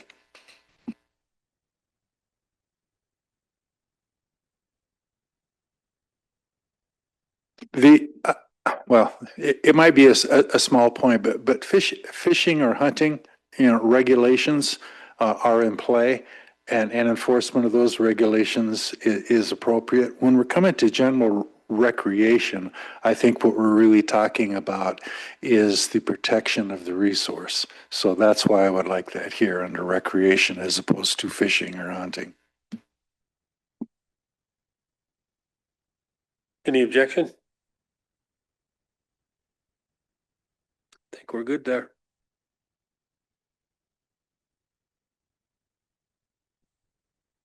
section I, allowing pets or livestock to run unattended. Subsection 2, we would like to add purposely, knowingly, or negligently permit a dog to chase, stalk, pursue, attack, or kill a big game animal. So dog chasing wildlife can injure animals, disrupt natural behavior, separate young from their mothers, and increase wildlife mortality. Keeping dogs under control helps conserve wildlife populations.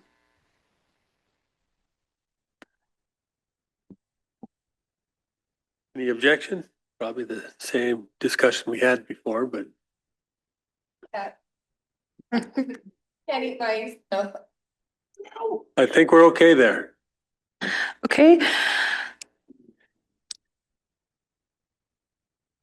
Subsection F, this is we'd like to add glass bottles are prohibited at all CSKT recreation sites along rivers, lakes, and reservoirs, included but not limited to boat launches, day use areas, campgrounds, trails, and access roads. Glass bottles are prohibited along the entire lower Flathead River. So this is the same regulation for glass bottles that we proposed in the non-members, but we are also adding it to the member regulations.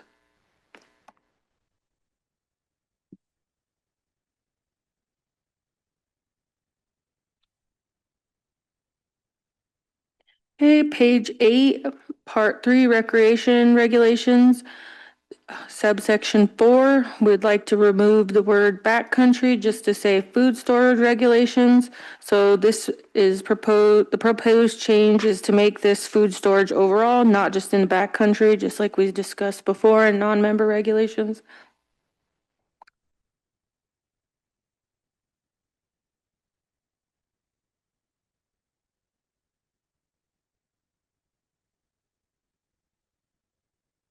Page 9, part 3, recreation regulation yes?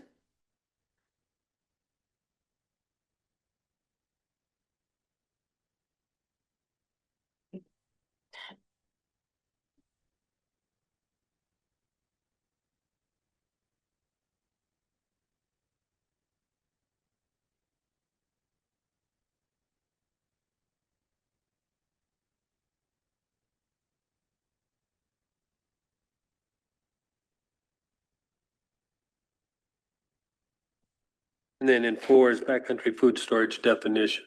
And you Yep, want backcountry out of both of those?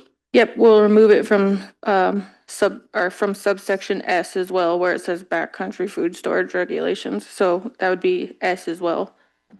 Thank you.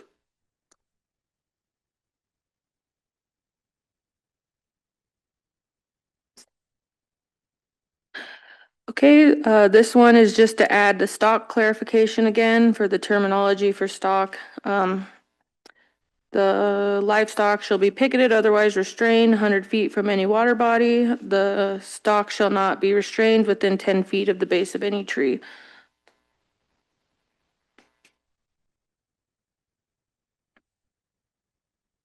And just as a thought, as it goes to the same issue of hobbling before, is there a definition section or someplace where we could clarify that restraint does not include hobbling? But we can look into that and add that.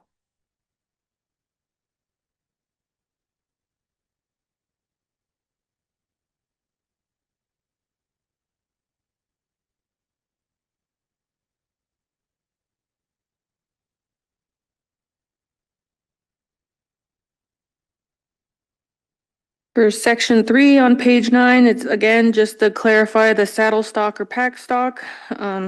It refers to any animals carrying equipment or supplies, saddle stock and livestock.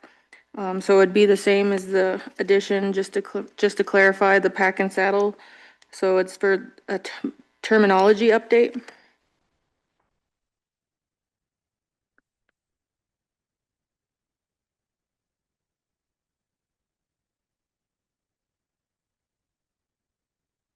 Okay, page 9, off-road motor vehicle use, motorcycle, ATVs, snowmobiles, and electric bicycles. So again, this is just the rewrite for the following of clarity and enforcement. So instead of saying motorized vehicle use off of authorized roadways is allowed for retrieval of downed game or previously cut forest products only, all other off-road motor vehicle use is prohibited. Thus, purpose and authorized roadway is defined as a route specifically built as a authorized by the tribes for the purpose of motor vehicle. So instead of saying that, the new proposed language that we'd like to have is motorized vehicle travel off of an authorized roadway is permitted only for the direct retrieval of legally harvested big game or previously cut forest products. All other off-road motor vehicle use is prohibited. An authorized roadway is a road or a trail designated or maintained by the tribes for motor vehicle use. Yeah, could you clarify for me, previously cut forest products? And the point that I'm getting to there is the 200-foot restriction. Is this a way around that? And if it is, doesn't that kind of make the whole 200-foot restriction rule obsolete?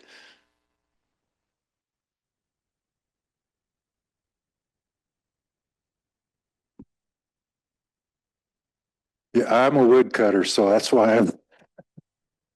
So I think that all that, and I'm not too familiar with the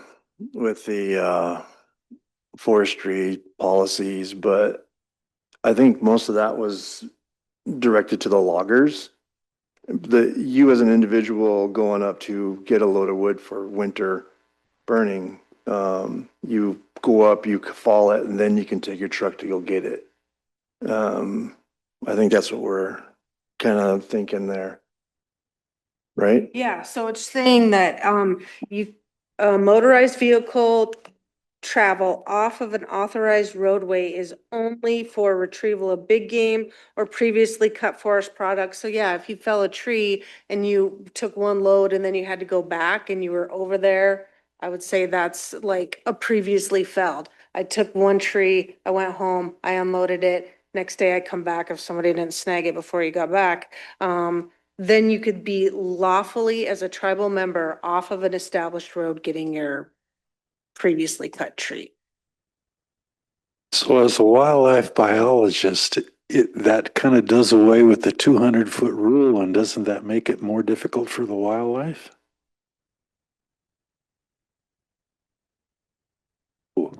So there's a 200-foot rule for woodcutters for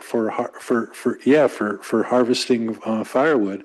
You can't be past 200 feet off of any roadway, and that's to protect the wildlife.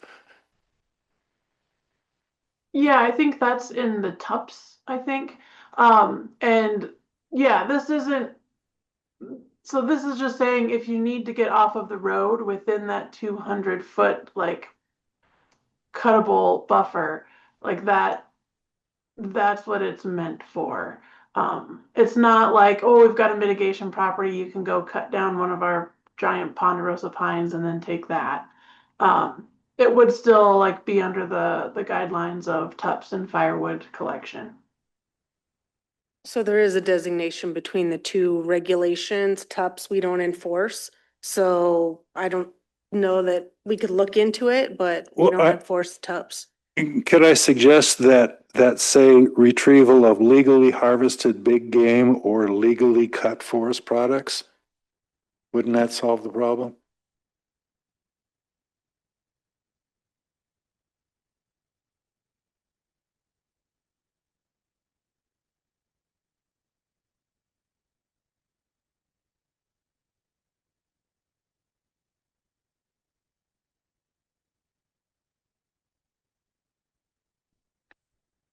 For section C on page 9, we would like,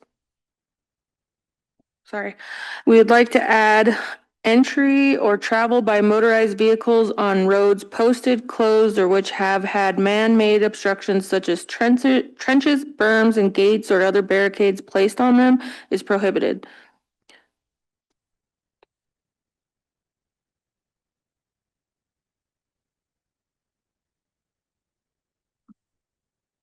Okay, for page 10, this is the same as the non-members with the metal detecting section that we would like to add. So, yeah, I wasn't going to. Okay, good. I was just gonna say it's the same uh, verbiage for the metal detecting prohibiting. So we'd just like to add that in there. For members and non. Okay, If that's what a magnometer is, which I think it is. I think a magnometer is.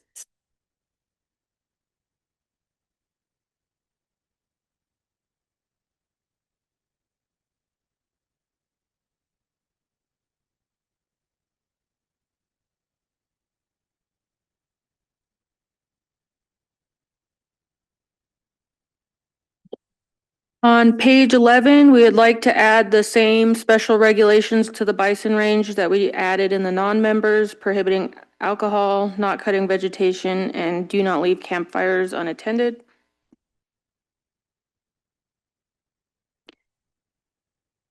And then we'd also like to add the trail etiquette that we also added to non-members, just, it's not a net regulation change, just etiquette and additional information. It's the same as what we added to non-members. We'd just like to add that to members as well. And then if there are no questions or comment, oh, You grow pot outside here, I'm sorry, what was that? Can you what? marijuana. Can you grow it outside here? Does it grow? Is that prohibited or allowed?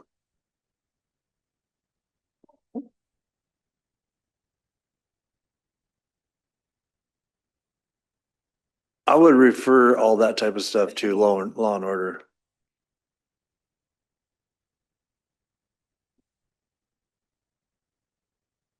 Okay, and if there are no further questions on those, that concludes all the proposed regulation changes to for the member regulations. So, Call me, take care of it. Mr. Chair and Whisper, this is John H. Hey, John. I know, I just have one quick comment before you go to adopt these or vote on them. For the tribal ID with regard to the recreation and the fishing, you want to keep that red language in which says justification. I'd encourage you to, so these are regulations and we don't want anybody, I wouldn't use the word justification. I would maybe put those in parentheses under the section that, or the subsection that they're modifying, and maybe put the word purpose instead of justification. That explains, because then it essentially doesn't become part of the reg. It doesn't become a justification for the reg where someone wants to argue, well, it's justified or unjustified. I would just put it in brackets and just say purpose. And then people can understand why that regulation's in there without arguing about whether it's valid or argue that that language proves justification or not. I would just encourage that. So the more we could do to minimize conflict or debate in citations, or for Dan and his crew or for the court, I think the better. You're simply explaining why that section's in there. And so you just have it purpose. It's in parentheses. It's not an actual subsection of the, or brackets. It's not part of the, it's not a law or something that somebody could debate about.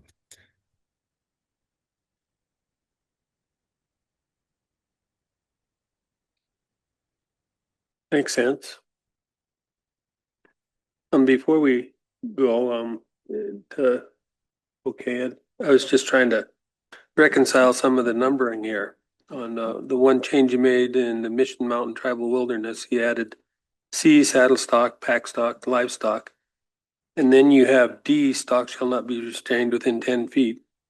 And you're not meaning to replace the D that's already there, right? But the D that's already there will become E?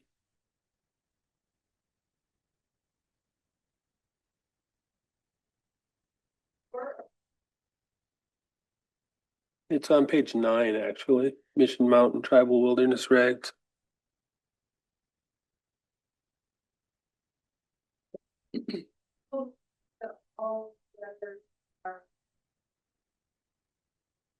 Okay, because it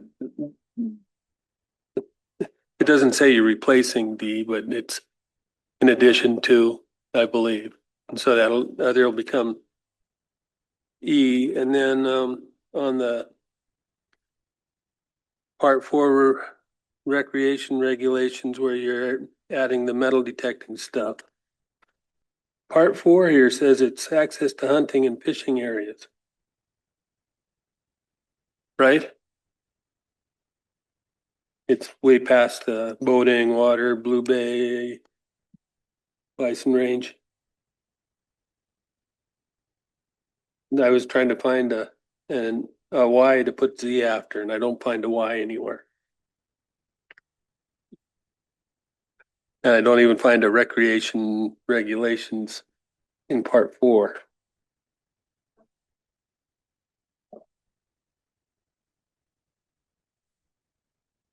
No, well, I'm just looking for Part 4 that we're supposed to be making an addition to.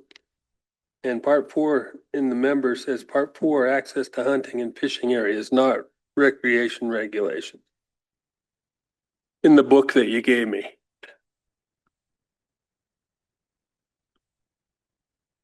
And so I'm wondering where we're throwing the metal detecting stuff at.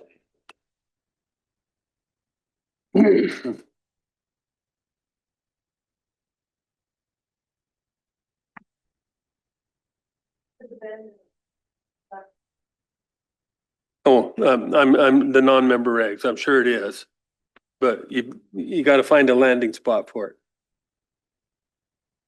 Yeah, for you. Go on page 8. Do we have general regulations somewhere? Yeah. Okay, page 8. There we go. So Sorry for page the. 8, yeah. Page 8. Yep, after you, you're right. So this will be, metal detecting. Yep. Detecting will be UV, will just be I V. like that. Okay, not Z. Got you. UV. Yeah, where's Z? This is B. And this is page 8. Okay, thank you. Sorry. I got lost. I totally understand. My bad. Okay, so. Yeah, sorry about that. That was probably me going through all of these. Oh, I know what it's like. And if you approve of these with the recommended changes we've discussed throughout. Need a motion. Motion by Tom. second by Len to approve what we just went through. All in favor? We're unanimous. James out of the room. Can I ask for one more approval, and that is the off reservation bison hunt to approve the regulations as they are to be 2026 through 2027? Nope. Yes, this fall, 2026 through 2027, which is the update from 25 to 26, with no additional regulation changes. Go ahead, Tom. Didn't we extend that this year?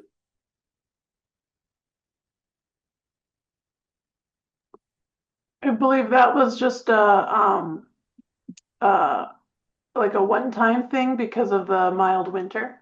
I don't remember having a talk to make that additional extension permanent. Yeah, I'm just saying that just for clarity, the season last year was extended 2 more weeks. So without that, that's what you're asking for? Okay.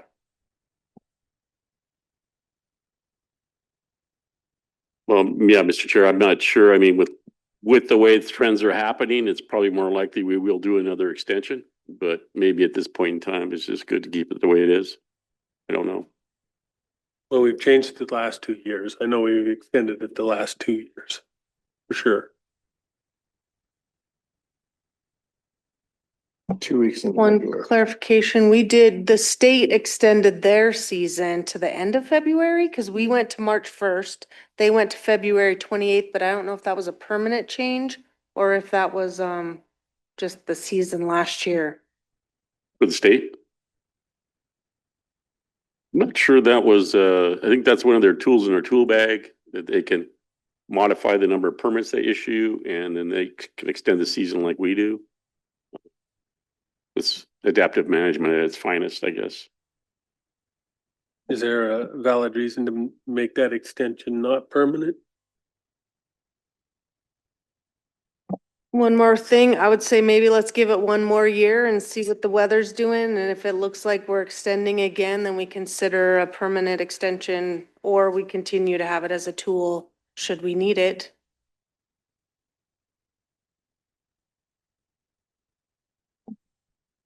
And look for a motion to accept the rules as they are, just changing the date, right? Motion by Tom, second by Greg. All in favor? We're unanimous. Thank you all. It was a long one. We appreciate you. So just one quick question. The public hearings will be, when approximately, like within what month? Yeah, so, since we got approval on all the regulations, we'll now start the 30-day public, comment. And so I believe 30 days from tomorrow is August 15th or the 14th. It's one of those days. So, tomorrow we will be issuing a press release on all the regulation changes, and it will have all that information. So it will be listed in our press release on our Facebook, and yeah, we'll be advertising that multiple ways. So I'm pretty sure it's the August 15th though. And we'll have the public hearing in our office in Polson. After the 15th of August or during that? Typically, the regulation hearing is at the end of the comment period. And one clarification, because we have to take the non-member regulations to the Fish and Wildlife Board tomorrow, that won't start till the following day. We'll probably start the member regulation 30-day public comment tomorrow. So they'll be off just by a day. Did you have something else, Tom? No, that was it. We tried to match that last working day towards the end of the 30-day public comment period. However that matches up. May not be that total end of it, but near.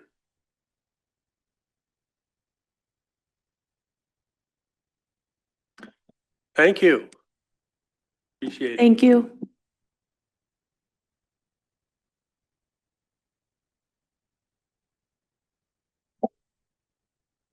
Good afternoon, Chaz.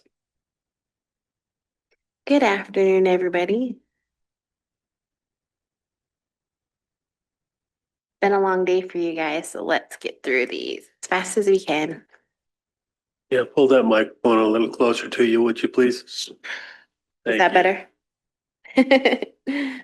Okay, so let's begin with case one. Simple relinquishment from CSKT, Eunice Matthias. She's wishing to disenroll with us and enroll with Confederate Tribes of Warm Springs. I checked with departments, credit, housing, court, and she don't have any outstanding obligations with us. Questions? Greg, go ahead. Just one, I'm just kind of curious, if there was an obligation like to credit, would that prevent this action from going through? Yes, she would have to pay her loan off before we relinquish her. Correct. We can take action directly, right? Yeah. Motion by Lynn. Second by Tom, all in favor? We're unanimous. Great. I do want to bring it to your attention, case 8, we will have to go in executive. You want that now? We can if you'd like. We will go out of regular into executive.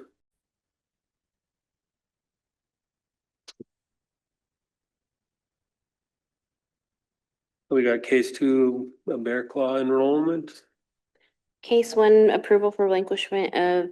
We actually took a vote on that one. Okay. Yep, let's move to case 2. Case 2, bear claw enrollment. Motion by Danielle.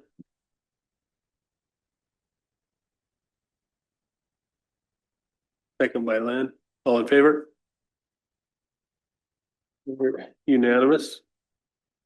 Case 3 is the sisters and the brother enrollment. Eligible. Need a motion?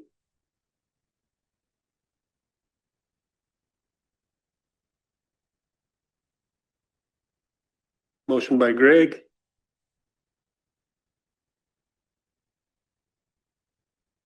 People are eligible, guys. Second by Martin, all in favor? We're unanimous. Case 4 is Chicok. This one is this one's a not eligible persons, right? Correct. I'm just gonna ask for consensus. Does everybody understand this person is not eligible? Okay. Thank you. Case 5, Milton Junior Army.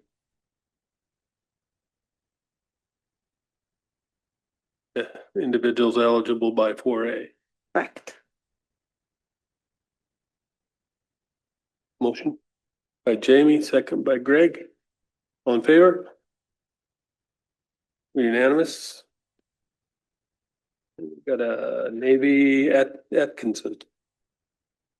Same reasoning. Motion by Jamie. Yeah. Yep. Correct. Second by Bing. All in favor? We're unanimous. Mr. Harrod.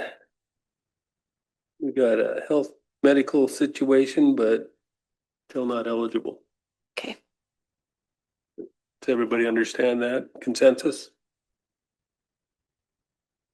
In case 8, we have copy documentation of a child that is clearly eligible if we have entire documentation. Motion by Danielle to enroll, second by Greg. All in favor?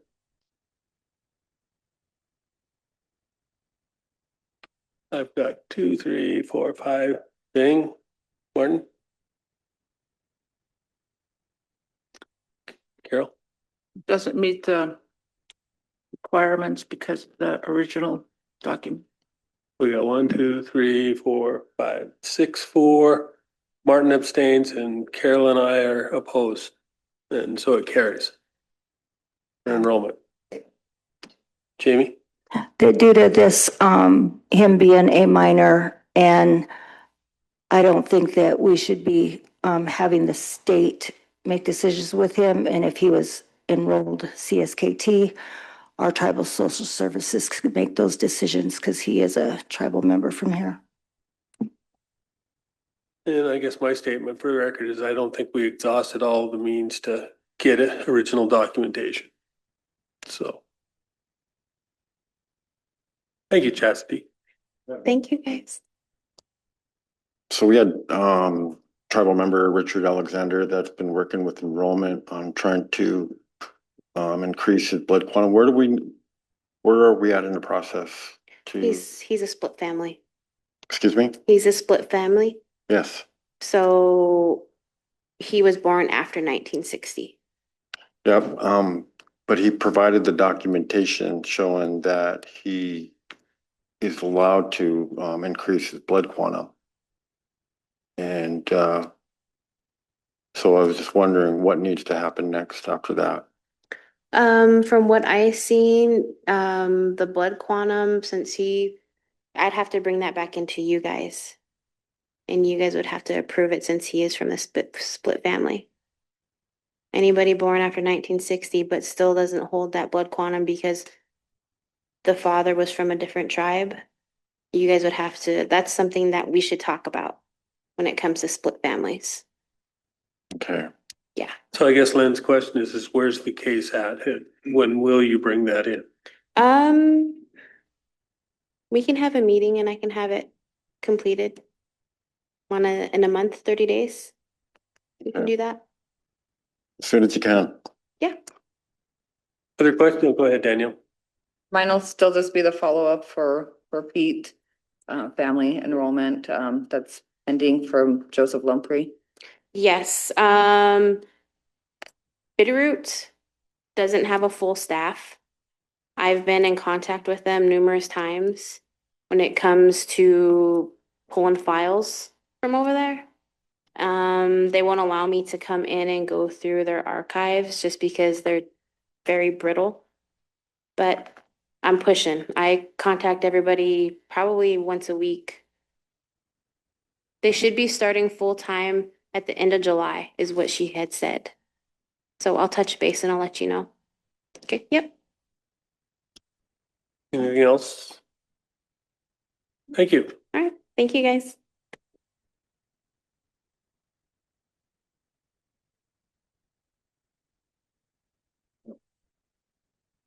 Lenny, what? I was just gonna ask, I heard you guys talking earlier about a half day on Thursday, or at least during one of the breaks. I was gonna ask about it just because my mom was wondering because of times for like timekeeping and bookkeeping and stuff, if we were actually gonna do that so that it's not like approved an hour before we get out. Mr. Chairman, I was going to make the motion to do an early release on Thursday for the Standing Arrow powwow, release all employees at 12 o'clock.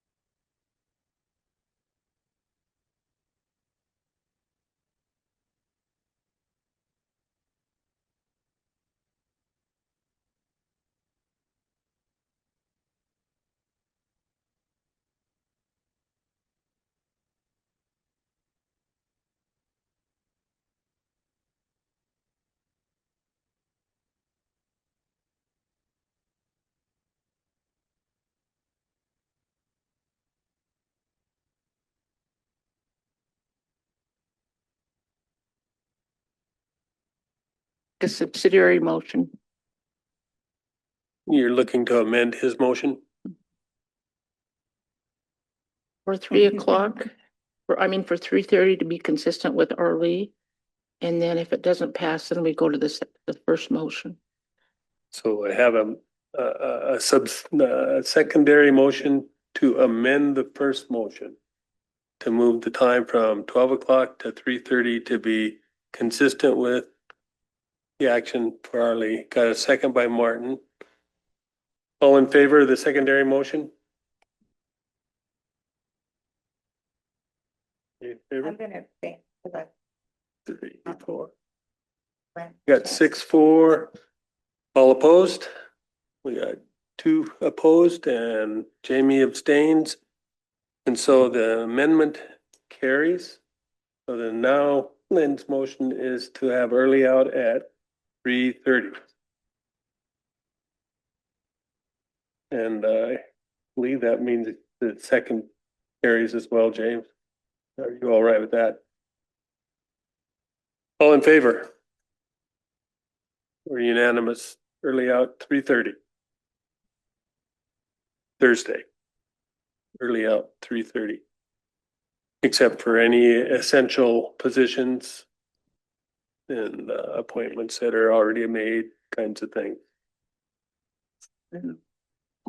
Just one last issue here, Mr. Chairman. So I seen that we got the new modified minutes, the amended minutes. Taking out the last action. And that was an action that was required that was requested by the legal department. What are we gonna do with that? Talking with Dan, basically that last 10-minute segment or whatever that is was not part of the meeting. So the actual minutes of the last meeting stop at 2:36. And we can okay that right now if you want to. Motion by Greg. I thought we couldn't vote on the same action twice, one meeting per Robert's rules. Did we vote on it this morning? No. I got a motion to approve the minutes without that last 10 minutes. Second by Bing. All in favor? Yeah? Yeah. Okay. We're just taking that out. That is not part of the meeting. So we could include it in this meeting then? If we do it before it adjourned, yeah. Yeah. He had to leave. So I got 2 for, 1 against. I'm taking a vote here. I approve. UAA, yes. Minutes. So we've got 2, 4, 6, 8, 4, and James is opposed for the last meeting's minutes. Now, Lynn, if you want to make a motion yet today, we haven't yet adjourned. Okay, I would like to make that motion to have legal department start that personnel review as mandated by the Constitution. Motion by Lynn. Second by James.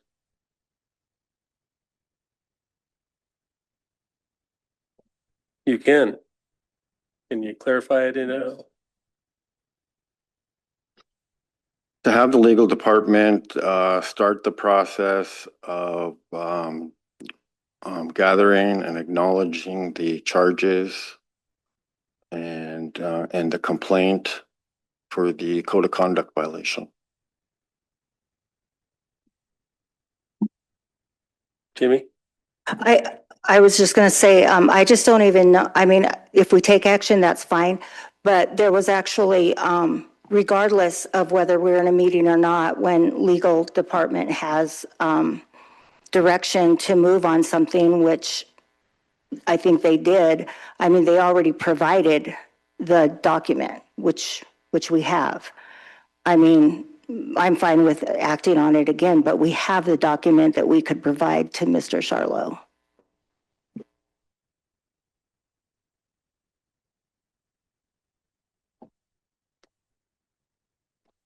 Motion is retracted.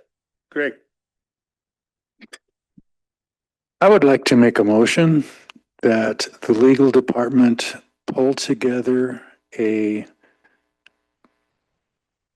time frame and process description of the 2003 ordinance so that we can see exactly what the process is, the time frame that goes along with each of the steps. So rather than initiate a process that could kick in timeframes that we are not familiar with, I would just as soon go back to the original thought of having legal lay all of those processes, timeframes, full description of the process out for us so that we can understand that. Carol? Where did the 2003 come from? I believe that's, I'm sorry, I believe that was the either the ordinance or the policy that the council had originally enacted back in 2003 that governs these. Is it the code of conduct? I don't believe so. I believe it was separate from that. That's pretty old. I'm trying to remember that. It is a basic explanation of the constitutional requirements of Article 5. They pulled together a 5-step process because of an issue they were dealing with back in 2003 that takes the issue and formalizes it in a process. So, yeah. But Amy? I think that what is provided in there, I mean, I don't know what timelines you're looking at. Basically, we can initiate the complaint that was edited, that I think James has a copy of it. You just initiate it, and then we ask for evidence and reports. I know that Law and Order is willing to provide. I think there was a copy already given to Chairman Dolson, whatever evidence that we want to have, and then he would formally be given that complaint, the statement of charges, and then there's a 5-day, at least a 5-day. I think it could be longer. I don't remember, but it states in there that then he can respond and come in with his own evidence and everything.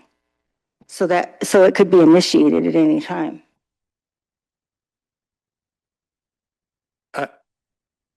yeah, I agree. It could be initiated at any time, but what I'm looking for are those sequences. And the reason I'm looking for the sequences of the timeframes that are in there is because we have to be aware that we have a limited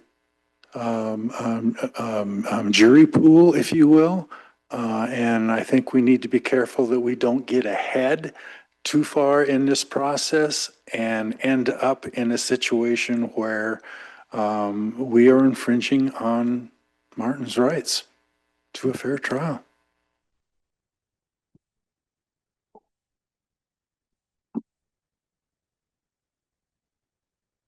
#0383. It talks about steps for removal. Is that what you're talking about? Yeah, and it has all the steps in here of due process of accused member. 0383. It's in this book. You should have one. I do not have one. Where do I get one? I was looking for one earlier. It's all online.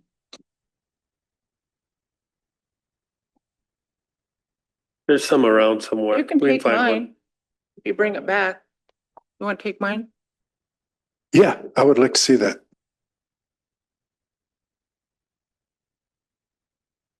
But we can actually request a clarification on your issue, Greg. We can request that.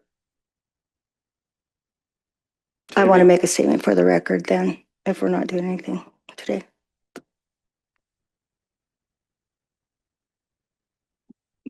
I just want a statement for the record that, as I stated before, during election time, I said that I wanted the council to be as transparent and accountable as possible. I've been doing my best to do that in issues that come up. And so since June 10th, we've been addressing an incident that happened with Councilman Martin Charlo. And I've been asked by several members, tribal members, what the tribal council is doing to address the issue. So I want the membership to know that first and foremost, we were concerned about Martin's injuries and his well-being. But Martin has returned to work. And so we have had discussions regarding the process of removal of a council person. And we were provided the criminal complaint that Mr. Charlo received. And I just want to state that we are trying to understand the process to move forward, but it will come down to a vote at some point whether he would be removed or not.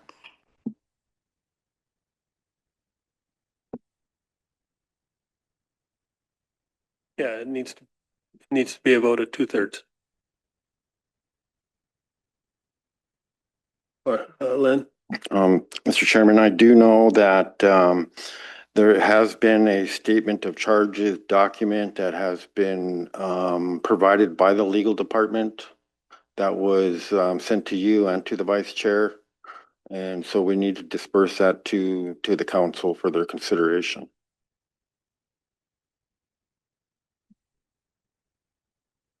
Carol? See if things get like dismissed or whatever, or reduced. Does Say it anybody again. know? Sorry. Maybe. Again, like we talked about with legal that day, there's a legal process that Martin's going through, but what we're doing is based on code of conduct. They're two separate processes. If you base your action on a code of conduct on a actual charge, then you based it on what's going on in court. So Carol's question's a very valid one.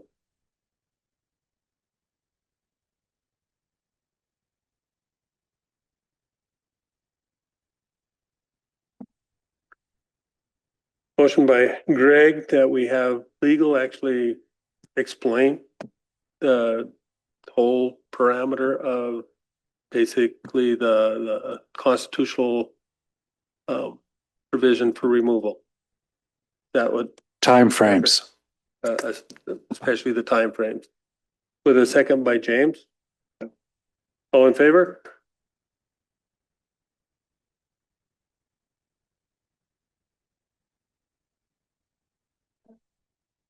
But I understand. I got 2, 4, 6, 4, and 2 abstains and Martin. Yeah. Okay. 7-4 with Danielle abstaining and Bing abstaining.